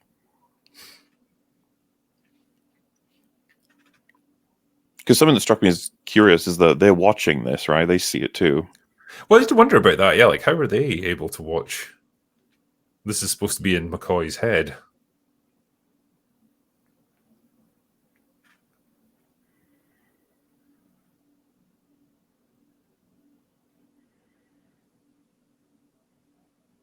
But something I really did like is, even with these three, you have three very different sort of experiences, right? Like this is quite profound for Bones, but then Spock is sort of like, this doesn't bother me that much. I've come to reconcile it pretty well already. And then Shatner's just like, nah, I'm not doing it. Screw you.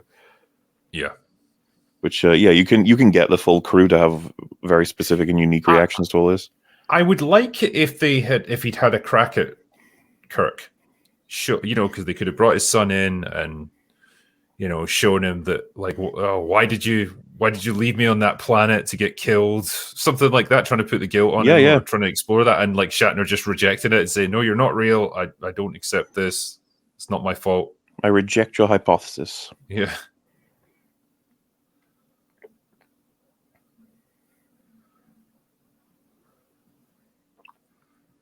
It's good stuff, good acting here. Like I said, it just made me think of a film where we do this for all the characters in different ways, and you don't have to spend too much time on it. It's just it's easily the best part, as you mentioned. So,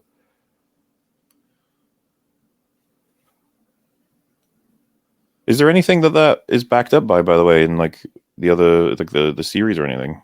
No, it'd be cool if it was. This movie, I don't think. As best I can recall, the show really went into McCoy's private life or, his family history or anything like that. I don't remember him ever really talking about it. There'll be someone in chat, I know, like, when this eventually goes out, it'll be like, oh, well, actually, Drinker in season 3, episode 7, like, he does say this. Bones kills a person. So this reminds me of the time I murdered my dad. Also, is this how births happen in good old the why am I forgetting that, Vulcan culture? Like, do they not have hospitals, or no, they just do everything in caves, Oh, okay. No, I have no idea. The landscape of Vulcan changes quite a bit over time, but I guess this is just meant to look kind of primal in contrast to them being this hyper evolved, hyper logical society. Maybe they still do some aspects of their culture the old-fashioned way. I don't know how they got that baby to just not cry like that. It's pretty impressive, yeah. And I love the look on Nimoy's face there. Again, he shows like he's a stoic, reserved character, but you see that deep cut in emotion there. Yeah, this is how you do it. You let the audience really watch that reaction and really think about what's going through his head. Exactly. The fact that he's not speaking is a lot as well. Yes.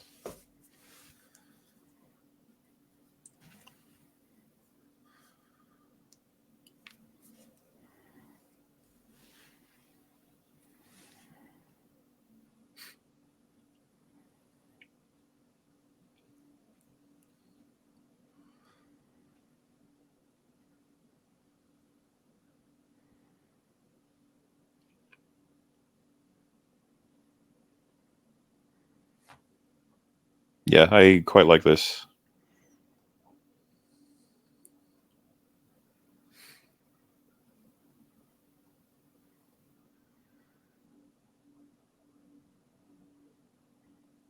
There's a movie here. We could have done something with this. A lot of this. It does make me wonder, though, like, hypothetically, say you have a character who, I don't know, was horribly abused as a child and it's left them like a really broken, traumatized person throughout their life. I would argue then that taking that particular pain away from them, yeah, it changes who they are, but it's probably going to change them for the better. That is, I think, what a film version of this could explore, right? We have therapy to understand and grow from pain that we have because we can't get rid of it. But what if, in a sci-fi concept, there was a man who could simply remove it? And it's like, do you want that removed? Because the person you are is absolutely built on every memory you have, including the painful ones. And so who you are is gone the second you remove significant portions of your experience. Mm-hmm. You are someone else. And it's like, well, would you rather just simply not be the person you currently are? And that's the thing. With the whole crew, we could have the full set of perspectives, right? Yeah, for sure. And I think that you could use Bones as the one who sees this as an opportunity to be like, yes, I actually do want to be a different person. That Kirk brings him from the brink of, almost killing himself in a metaphorical way. That you made that choice, your dad, for good reason. That wasn't a mistake. That was, that was honorable. That was you trying to save him. And there's no bringing the dad back. There's no point in hiding that memory. That is who you are, sort of thing. Like there's a lot of stories that cover this. Have you seen Eternal Sunshine of the Spotless Mind? Yeah. I get what you mean. Love that Actually, movie, and I think it's kind of the best version of making that point. So here's the Great Barrier. Get ready for some wacky special effects. Well, as I said, first act's probably the best act. Second act is the second best act. Now it's time for the third act. It's time to crash and burn, everyone. This is where it fell apart. I did not expect this when you told me it was the bad one. When I said it was bad, like, what were you envisioning? Just, it's a solid story, it's just not very well implemented. I was envisioning what we got in the first two acts, a lackluster story that doesn't have much to say, and it doesn't say it very well. I was expecting that. I was not expecting what happens here. And by the way, this filled in a few slots for memes. I didn't know this is where the what does God want with a starship or whatever comes from. Oh, yeah. And then, of course, just my own memes being like, did Spock just fucking fire a missile at God? What is happening? I just love it. So a fucking photon torpedo to the face didn't take him out, but like the Klingon ship shooting at him was enough to kill him. Why? Dude, I know we should wait, but the guy wrestles him. It's so bad. Like, what were you thinking? See, look, David Warner is like, I'm here, by the way. Yeah. Like, I'm here. Okay. I'm ready to act. Give me something. Yeah, we're through the barrier. That was easy, huh? It's not. They didn't even make it look hard. Like the ship doesn't get damaged. There's no whoa, everyone getting thrown from side to side or whatever. They just fly right through. I thought that was lame, by the way. The "Are we dreaming?" is the perfect line, and then he says, "If we are, life is a dream." And I was like, I got it. The row your boat thing. Why? I remembered the song. Just. Stop being so stupid. Because yeah, you're right. This film does work a lot better if it's a dream. Yeah, it's just that crazy combination of bourbon and baked beans. Like it gave Kirk all kinds of weird hallucinogenic dreams.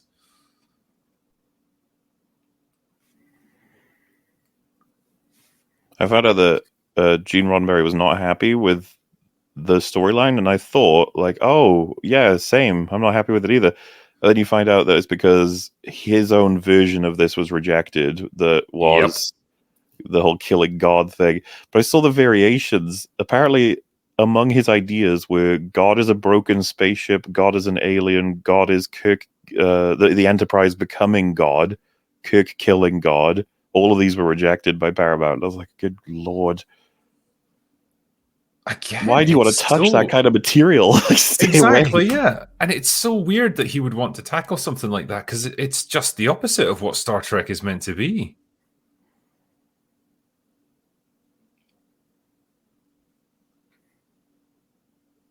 Yeah, so at this point, I was like, what in the world is this film going to be about? You know, as well, when you were talking about how you could shave time off it, like how long do they spend just like walking around the Oh boy, planet? yeah. And like the dynamic is so odd. It's like Kirk's back in charge now, and what's the fate of these crew? They've been brainwashed, possibly, but not really. They'll be fine. Yeah. He's like, okay.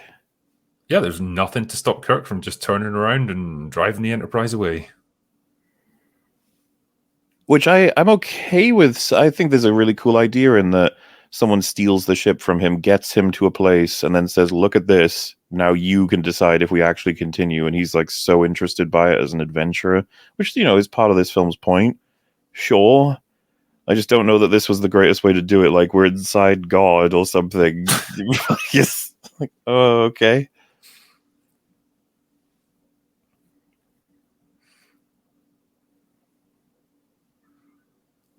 I wonder if Leonard Nimoy was like, the two I directed did pretty well, but You've got to imagine that they were thinking that. It's like, we were doing fine until you took control, Bill. like, oh. My impression genuinely is not the direction, it's the writing. Like, as much as there could be better directing being done, it's just like your idea for the story, man. Like, ooh. Yeah. And you know what sucks as well? It's apparently like some people needed convincing. And to me, I'm just sitting there thinking, like, oh, that means they like were convinced, I guess. Like, I'm sure the pitch for this story was so much better than the story itself. Because this is actually kind of interesting to look at compared to now. It's like, how does a bad movie get made back then? It's like, well, it's a bunch of people who really have the right intentions, but they just don't quite have the skill or the forethought to realize what they're making before it's made. Yeah, I guess now it's like either we're just like rolling. We've got a bunch of completely talentless nobodies just like turned loose on an IP that they don't deserve, or a bunch of activists who just want to push their agendas into It's like things. Shatner rolled Snake Eyes, but these days it's all you can roll is Snake Eyes anyway. Like the dice, they're fucking loaded to be shit. Like when you have no time to make a script, or you hire all these people who have no experience, it's like, well, yeah, what's going to happen? Obviously, but like this in concept, there's no reason why it shouldn't work at all. It's just that it's like, oh, it's unfortunate it ended up this way. Because I was just like, what are we doing? Just walking around. And I know that he would probably argue, like, yeah, I can't cut any of this because it's like an atmosphere building thing. Like, okay.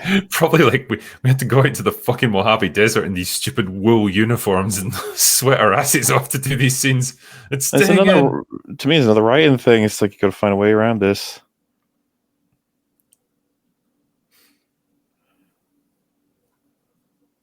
It's to me that at this point it's like a stereotype, isn't it? Yeah. I tried to fix the ship, it wasn't working, and then I have the role of getting you out of the brig, which is weird, and then that doesn't even matter anyway because they just wanted to talk to you. But gosh darn it, I'll get this transporter working by gum. And Okay. like, yeah, so he's not been brainwashed like the others. Like he's just very much on the job. And I guess they Yeah. just felt like we don't have to worry about him. He's not a threat. It's He's not going to do anything that's going to fuck up our plans.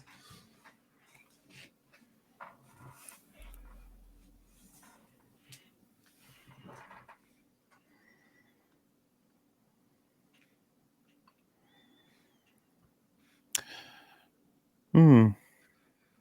More walking. It's great. I wondered as well, like, how do they even know that this is the place they have to go to? Because it's just they've really just headed towards like another bunch of featureless rocks in a giant landscape. There's nothing that Well, says like, oh, because this is he just starts shouting, right? Like out loud. He's like, "We are here." yeah.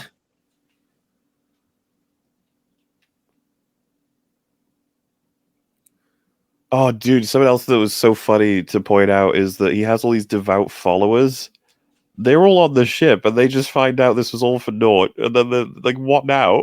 Like, well, and the best part, we'll see this later. One of them is just serving drinks at the party. He's just straight away slid into a new role. It's like, yeah, Can I fuck it. just I stay mean, here? they were hired, so It's either this or I have to go back to like my field full of holes. exactly. I guess I'd take it too.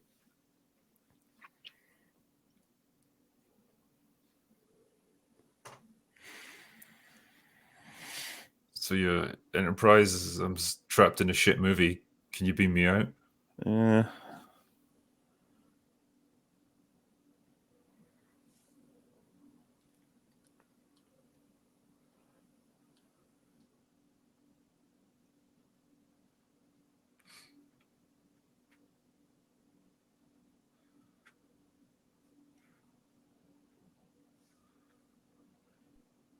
Here we go. Stuff's happening. God's about to make his appearance. So this creature, false god, whatever, he is super retarded. He's got like you can imagine it's some ancient creature that is trapped at the center of the universe. Like, cool, okay. And the only way out is for it to get access to some kind of advanced technology. It's like, sure, 100%, I got it.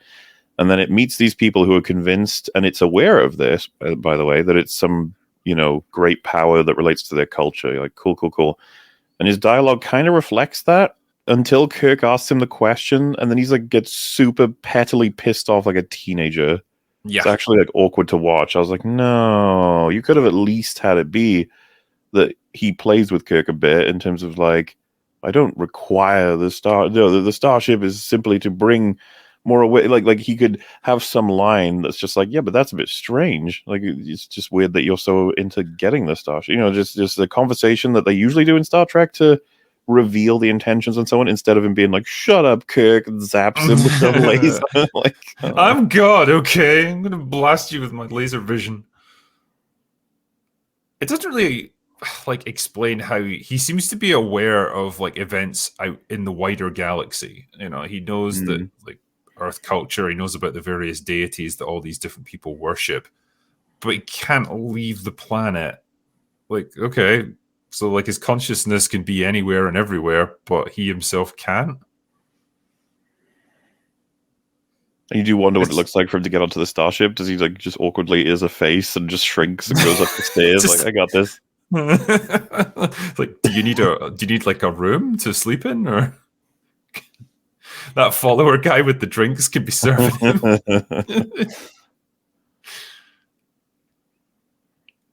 Yeah, I'll tell you, man. With this, not knowing the context of anything that was going to happen, watching this, I was like, "What the fuck are we doing?" Especially with the big Santa face.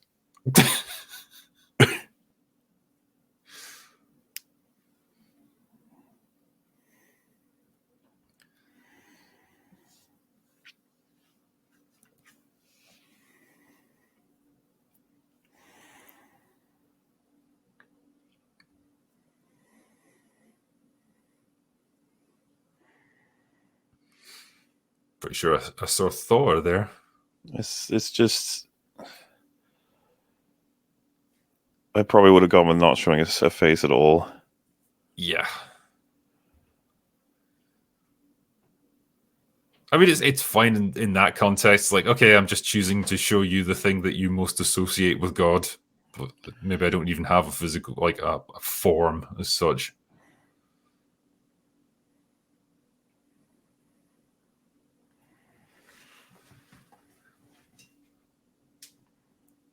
It kind of was easy though. Yeah. Like surprisingly compared to some of the other stuff they've done.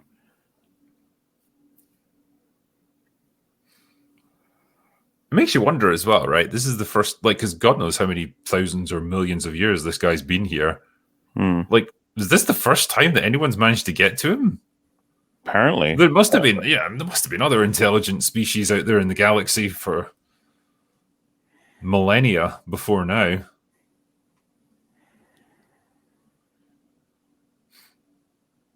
Like, what if he had just said, I know not why the powers that contain me in this field exist, but perhaps the starship can offer me freedom to, bring the world peace, to bring the world wisdom. Like, if he gave answers like that, but Kirk keeps asking questions, that would be really interesting. But instead, he just flips out straight away. It's like, Again, Kirk, what are you that doing? would be the sort of thing you would probably see in an original series episode where he's brought aboard or they encounter him really early in the episode, and then the whole episode just them just like trying to drill down into the reality of what he is, and him just giving really evasive answers and them gradually chipping away at him until they discover what he actually Yeah, is. the fact that he said, who is this? Is like, wait, why don't you know who he is? And to be honest with you, why doesn't he know who he is? Also, he lasered him and he's okay. You would have thought it had killed him, but no. Yeah.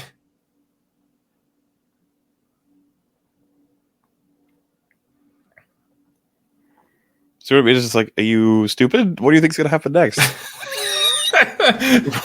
Hey God, are you retarded? he's like, you didn't answer his question, by the way. He's like, shut up, Spock. This'll work. It's funny. I can tell the reason they didn't laser him is they probably didn't want to throw DeForest Kelly around the set. Like, nah, he's gonna snap something.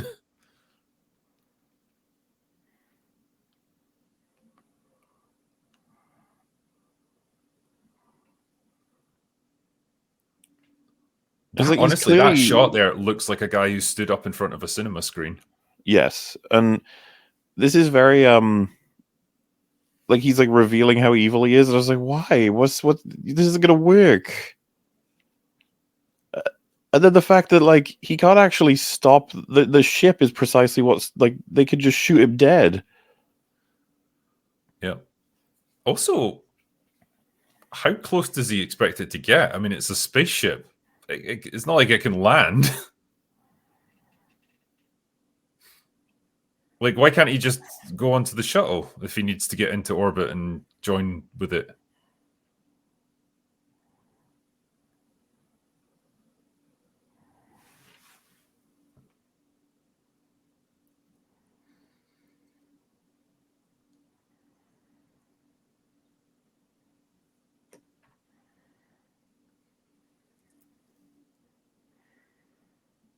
Hmm.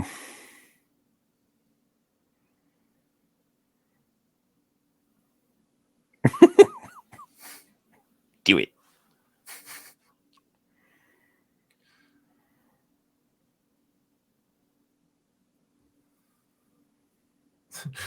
Wanted him to walk over to Spock and be like, "So I've kind of fucked up here. Any ideas, guys?" But I just like the idea that Kirk is immediately saying, like, so, Kirk, Enterprise, we discovered a giant creature claiming to be God. Just get ready to shoot it. What else are you going to say? Like, photon torpedo will soon sort this one out. This part's so funny. Roar, I'm going to get you. It's like, what is happening? Like,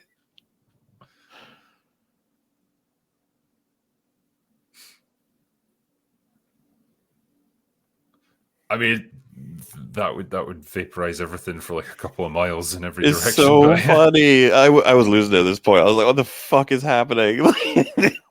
What is going on? They blew up God. There was no explosion or anything. It's just Yeah. cut to the next scene where they just get up. It's like, oh, what a crazy thing just happened there. Oh no, the set. That styrofoam hits hard, huh? Yeah, and it's like, what do we have to say about Cyborg? It's like, I don't know. He's just He's an idiot, like everyone else.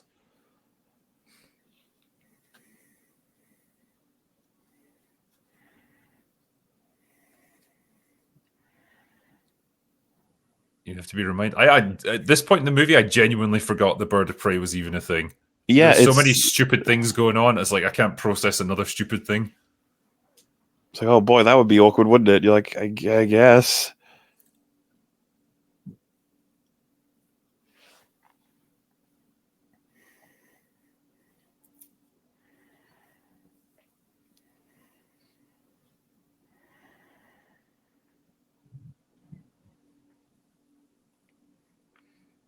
And this is not a good place to be in for film, where I basically am like, anything could happen, just anything.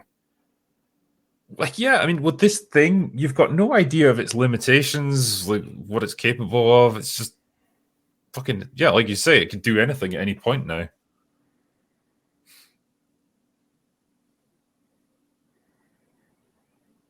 Oh, this shit's always so arbitrary as well, right? It's like, I could only take 2 at a time. It's like, beam 2 up. It's like, I okay. Oh mean, no, I can't beam any more of you. Ah. they literally did this in the last movie.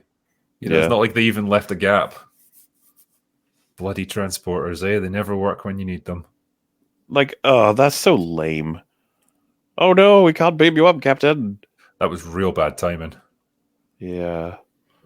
But it creates tension. We wouldn't have the movie without that.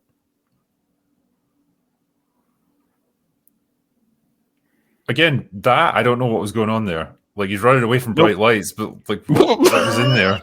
I just picture God has this big ray gun. He's like, pew pew. I'm gonna get you, Kirk.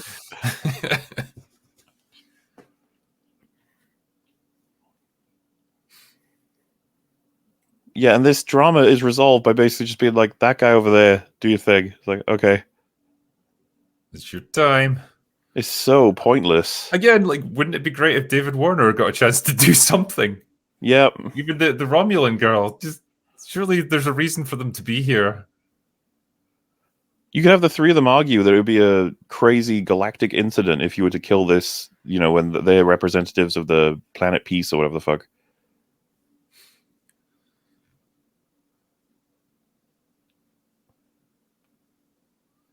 No. Oh, come on. Give me the coordinates. I thought this was weird too. He's like, I'm an old man, I can't do shit. It's like, what do you mean? You're the only one who can do anything. I mean, it was mentioned that he's like been exiled and he's fallen out of favor with the Klingon government. So although he's technically a superior officer, it's like he's maybe not held in that much respect. But isn't the idea that he would want to try and save the people here? Well, you'd think so, yeah. At the very least, he'd want to save himself. Yeah. Oh, this is so awkward. This is what I mean. This was all they had was like the wide shots. No. It doesn't even damage the rock. Look at the fucking sound, dude. Ooh. Back again. What are you doing? This is the final payoff of the big bad man. It's like, look at that. Like, we shot him before and it didn't do anything. It didn't stop him. What's our solution? I'll just shoot him again, I guess. Hey, it killed him! Ooh, Yay! You got me. Ooh.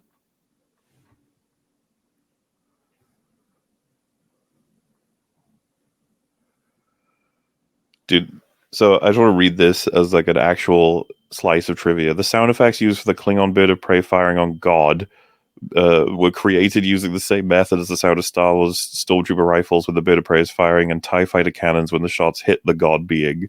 I just like, the fuck? Like, it's interesting. The sound effects were just like, you read it, you're like, what do you mean when it hit God? What?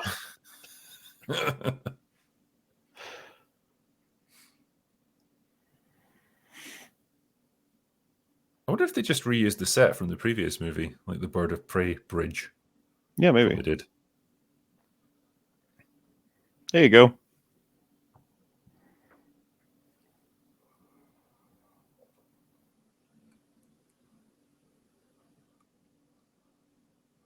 Well, someone's going to the gulag when they get home.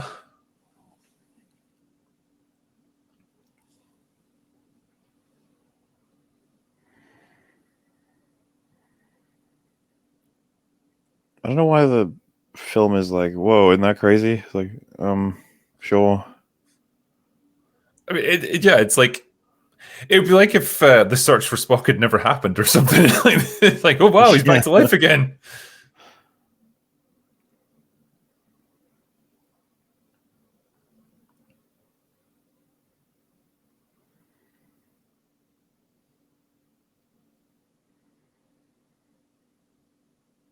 We did it.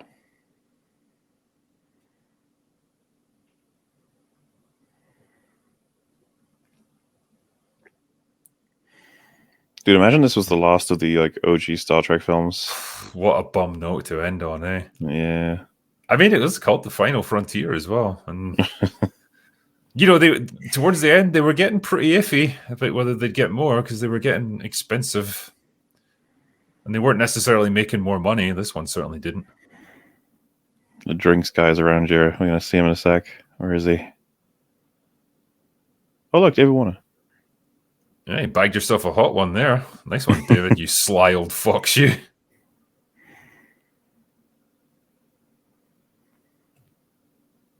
Again, she's, you know, they got a pretty look at him. looking women there. Look at him on the left. Doesn't even take it. Oh. You know, he's just like, what is my life? Like, There's the bald guy in the background just wandering around.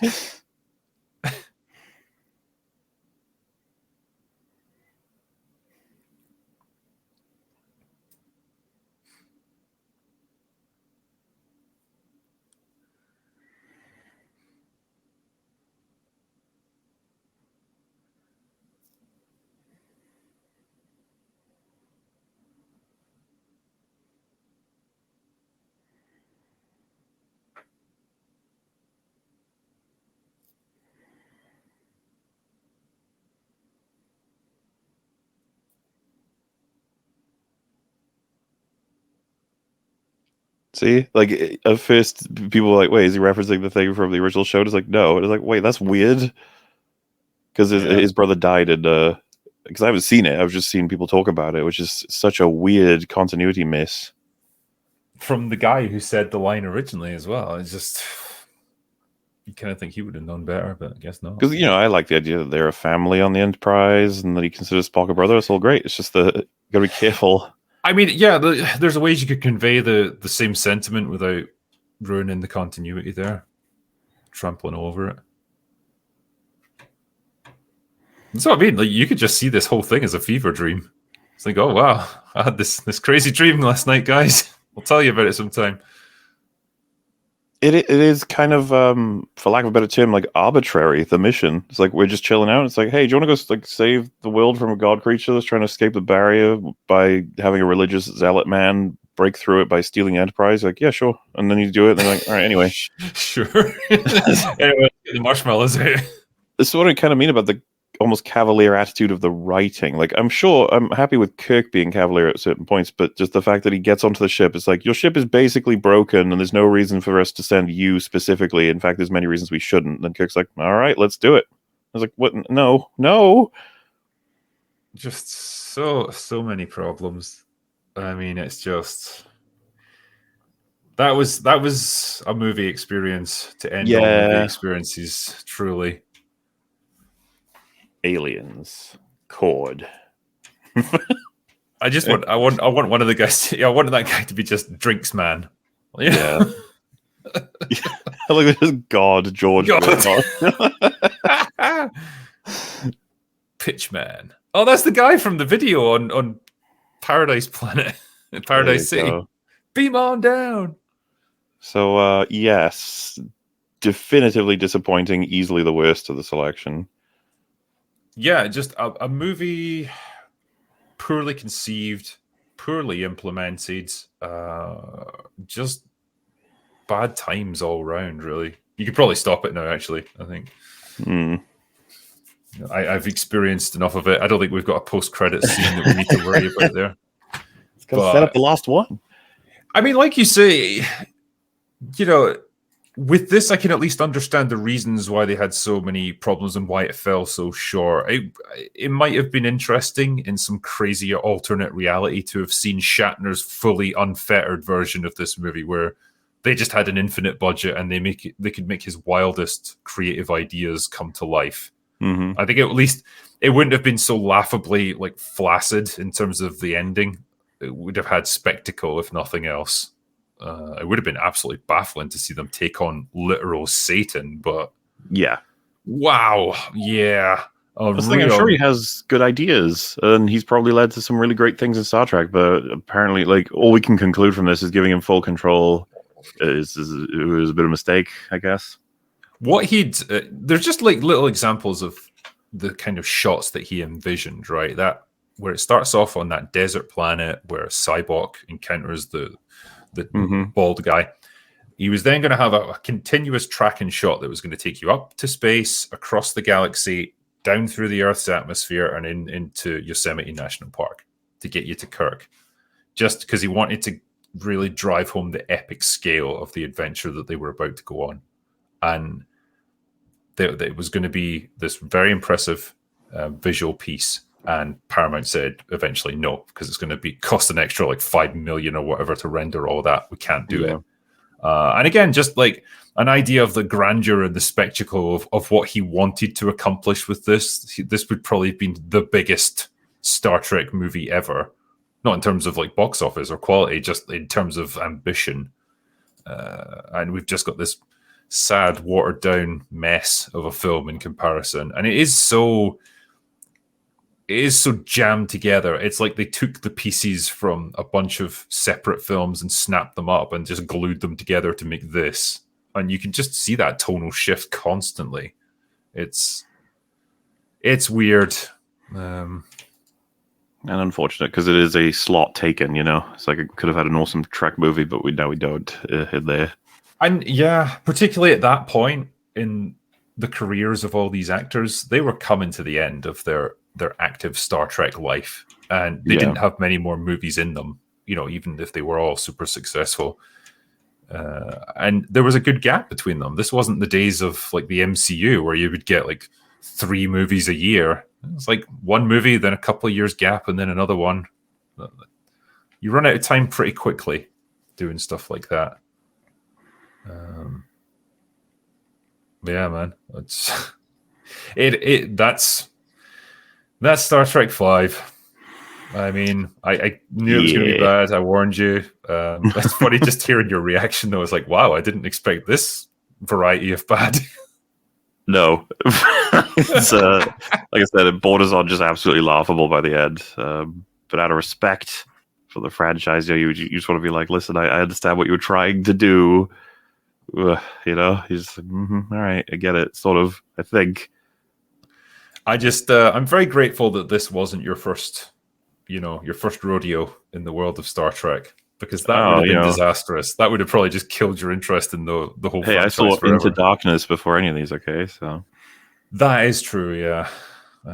It does make me wonder if we hadn't done something like this, like, would you ever have watched these movies? It was always going to be prompted, I think, by some event or discussion. Like, if Gary just randomly invited me to, we're doing a thing on the original, first film, we'd like to have you as someone who'd never seen them before to watch them and just talk about it. I'd be like, yeah, sure, I'm up for it. It's sort of like, there's so many films I need to see, but you just need sort of like the right thing at the right time to just prompt you to see it. And this has been fun. I've been like doing this, it's good to get these watched. I think as well, like, maybe in some ways it's good that we had this bad example of a film, because otherwise these would just be us constantly praising like what we're seeing. And, it's nice to just take a different view on it sometimes. Yeah. Not that I want to shit on like these classic Star Trek movies, but sometimes shit you must, when it's shit like you must, yes. And I can take comfort from the fact that, hey, they do pick it up with Undiscovered Country, and they give it a proper finale. Yeah, it's gonna be fun to check that one out. Say goodbye to the 6-film saga. Indeed. Well, I think for anyone who's watching this, thank you for experiencing this movie with us. I'm not going to say enjoy, but you experienced it and you went on the ride with us. And I hope it was everything you'd hoped for. It definitely was for us. Absolutely. But we'll catch you for the finale. We'll catch you for Undiscovered Country in a month or so when we get around to recording it. But for now, at least for me and for MauLer, go away now. Bye.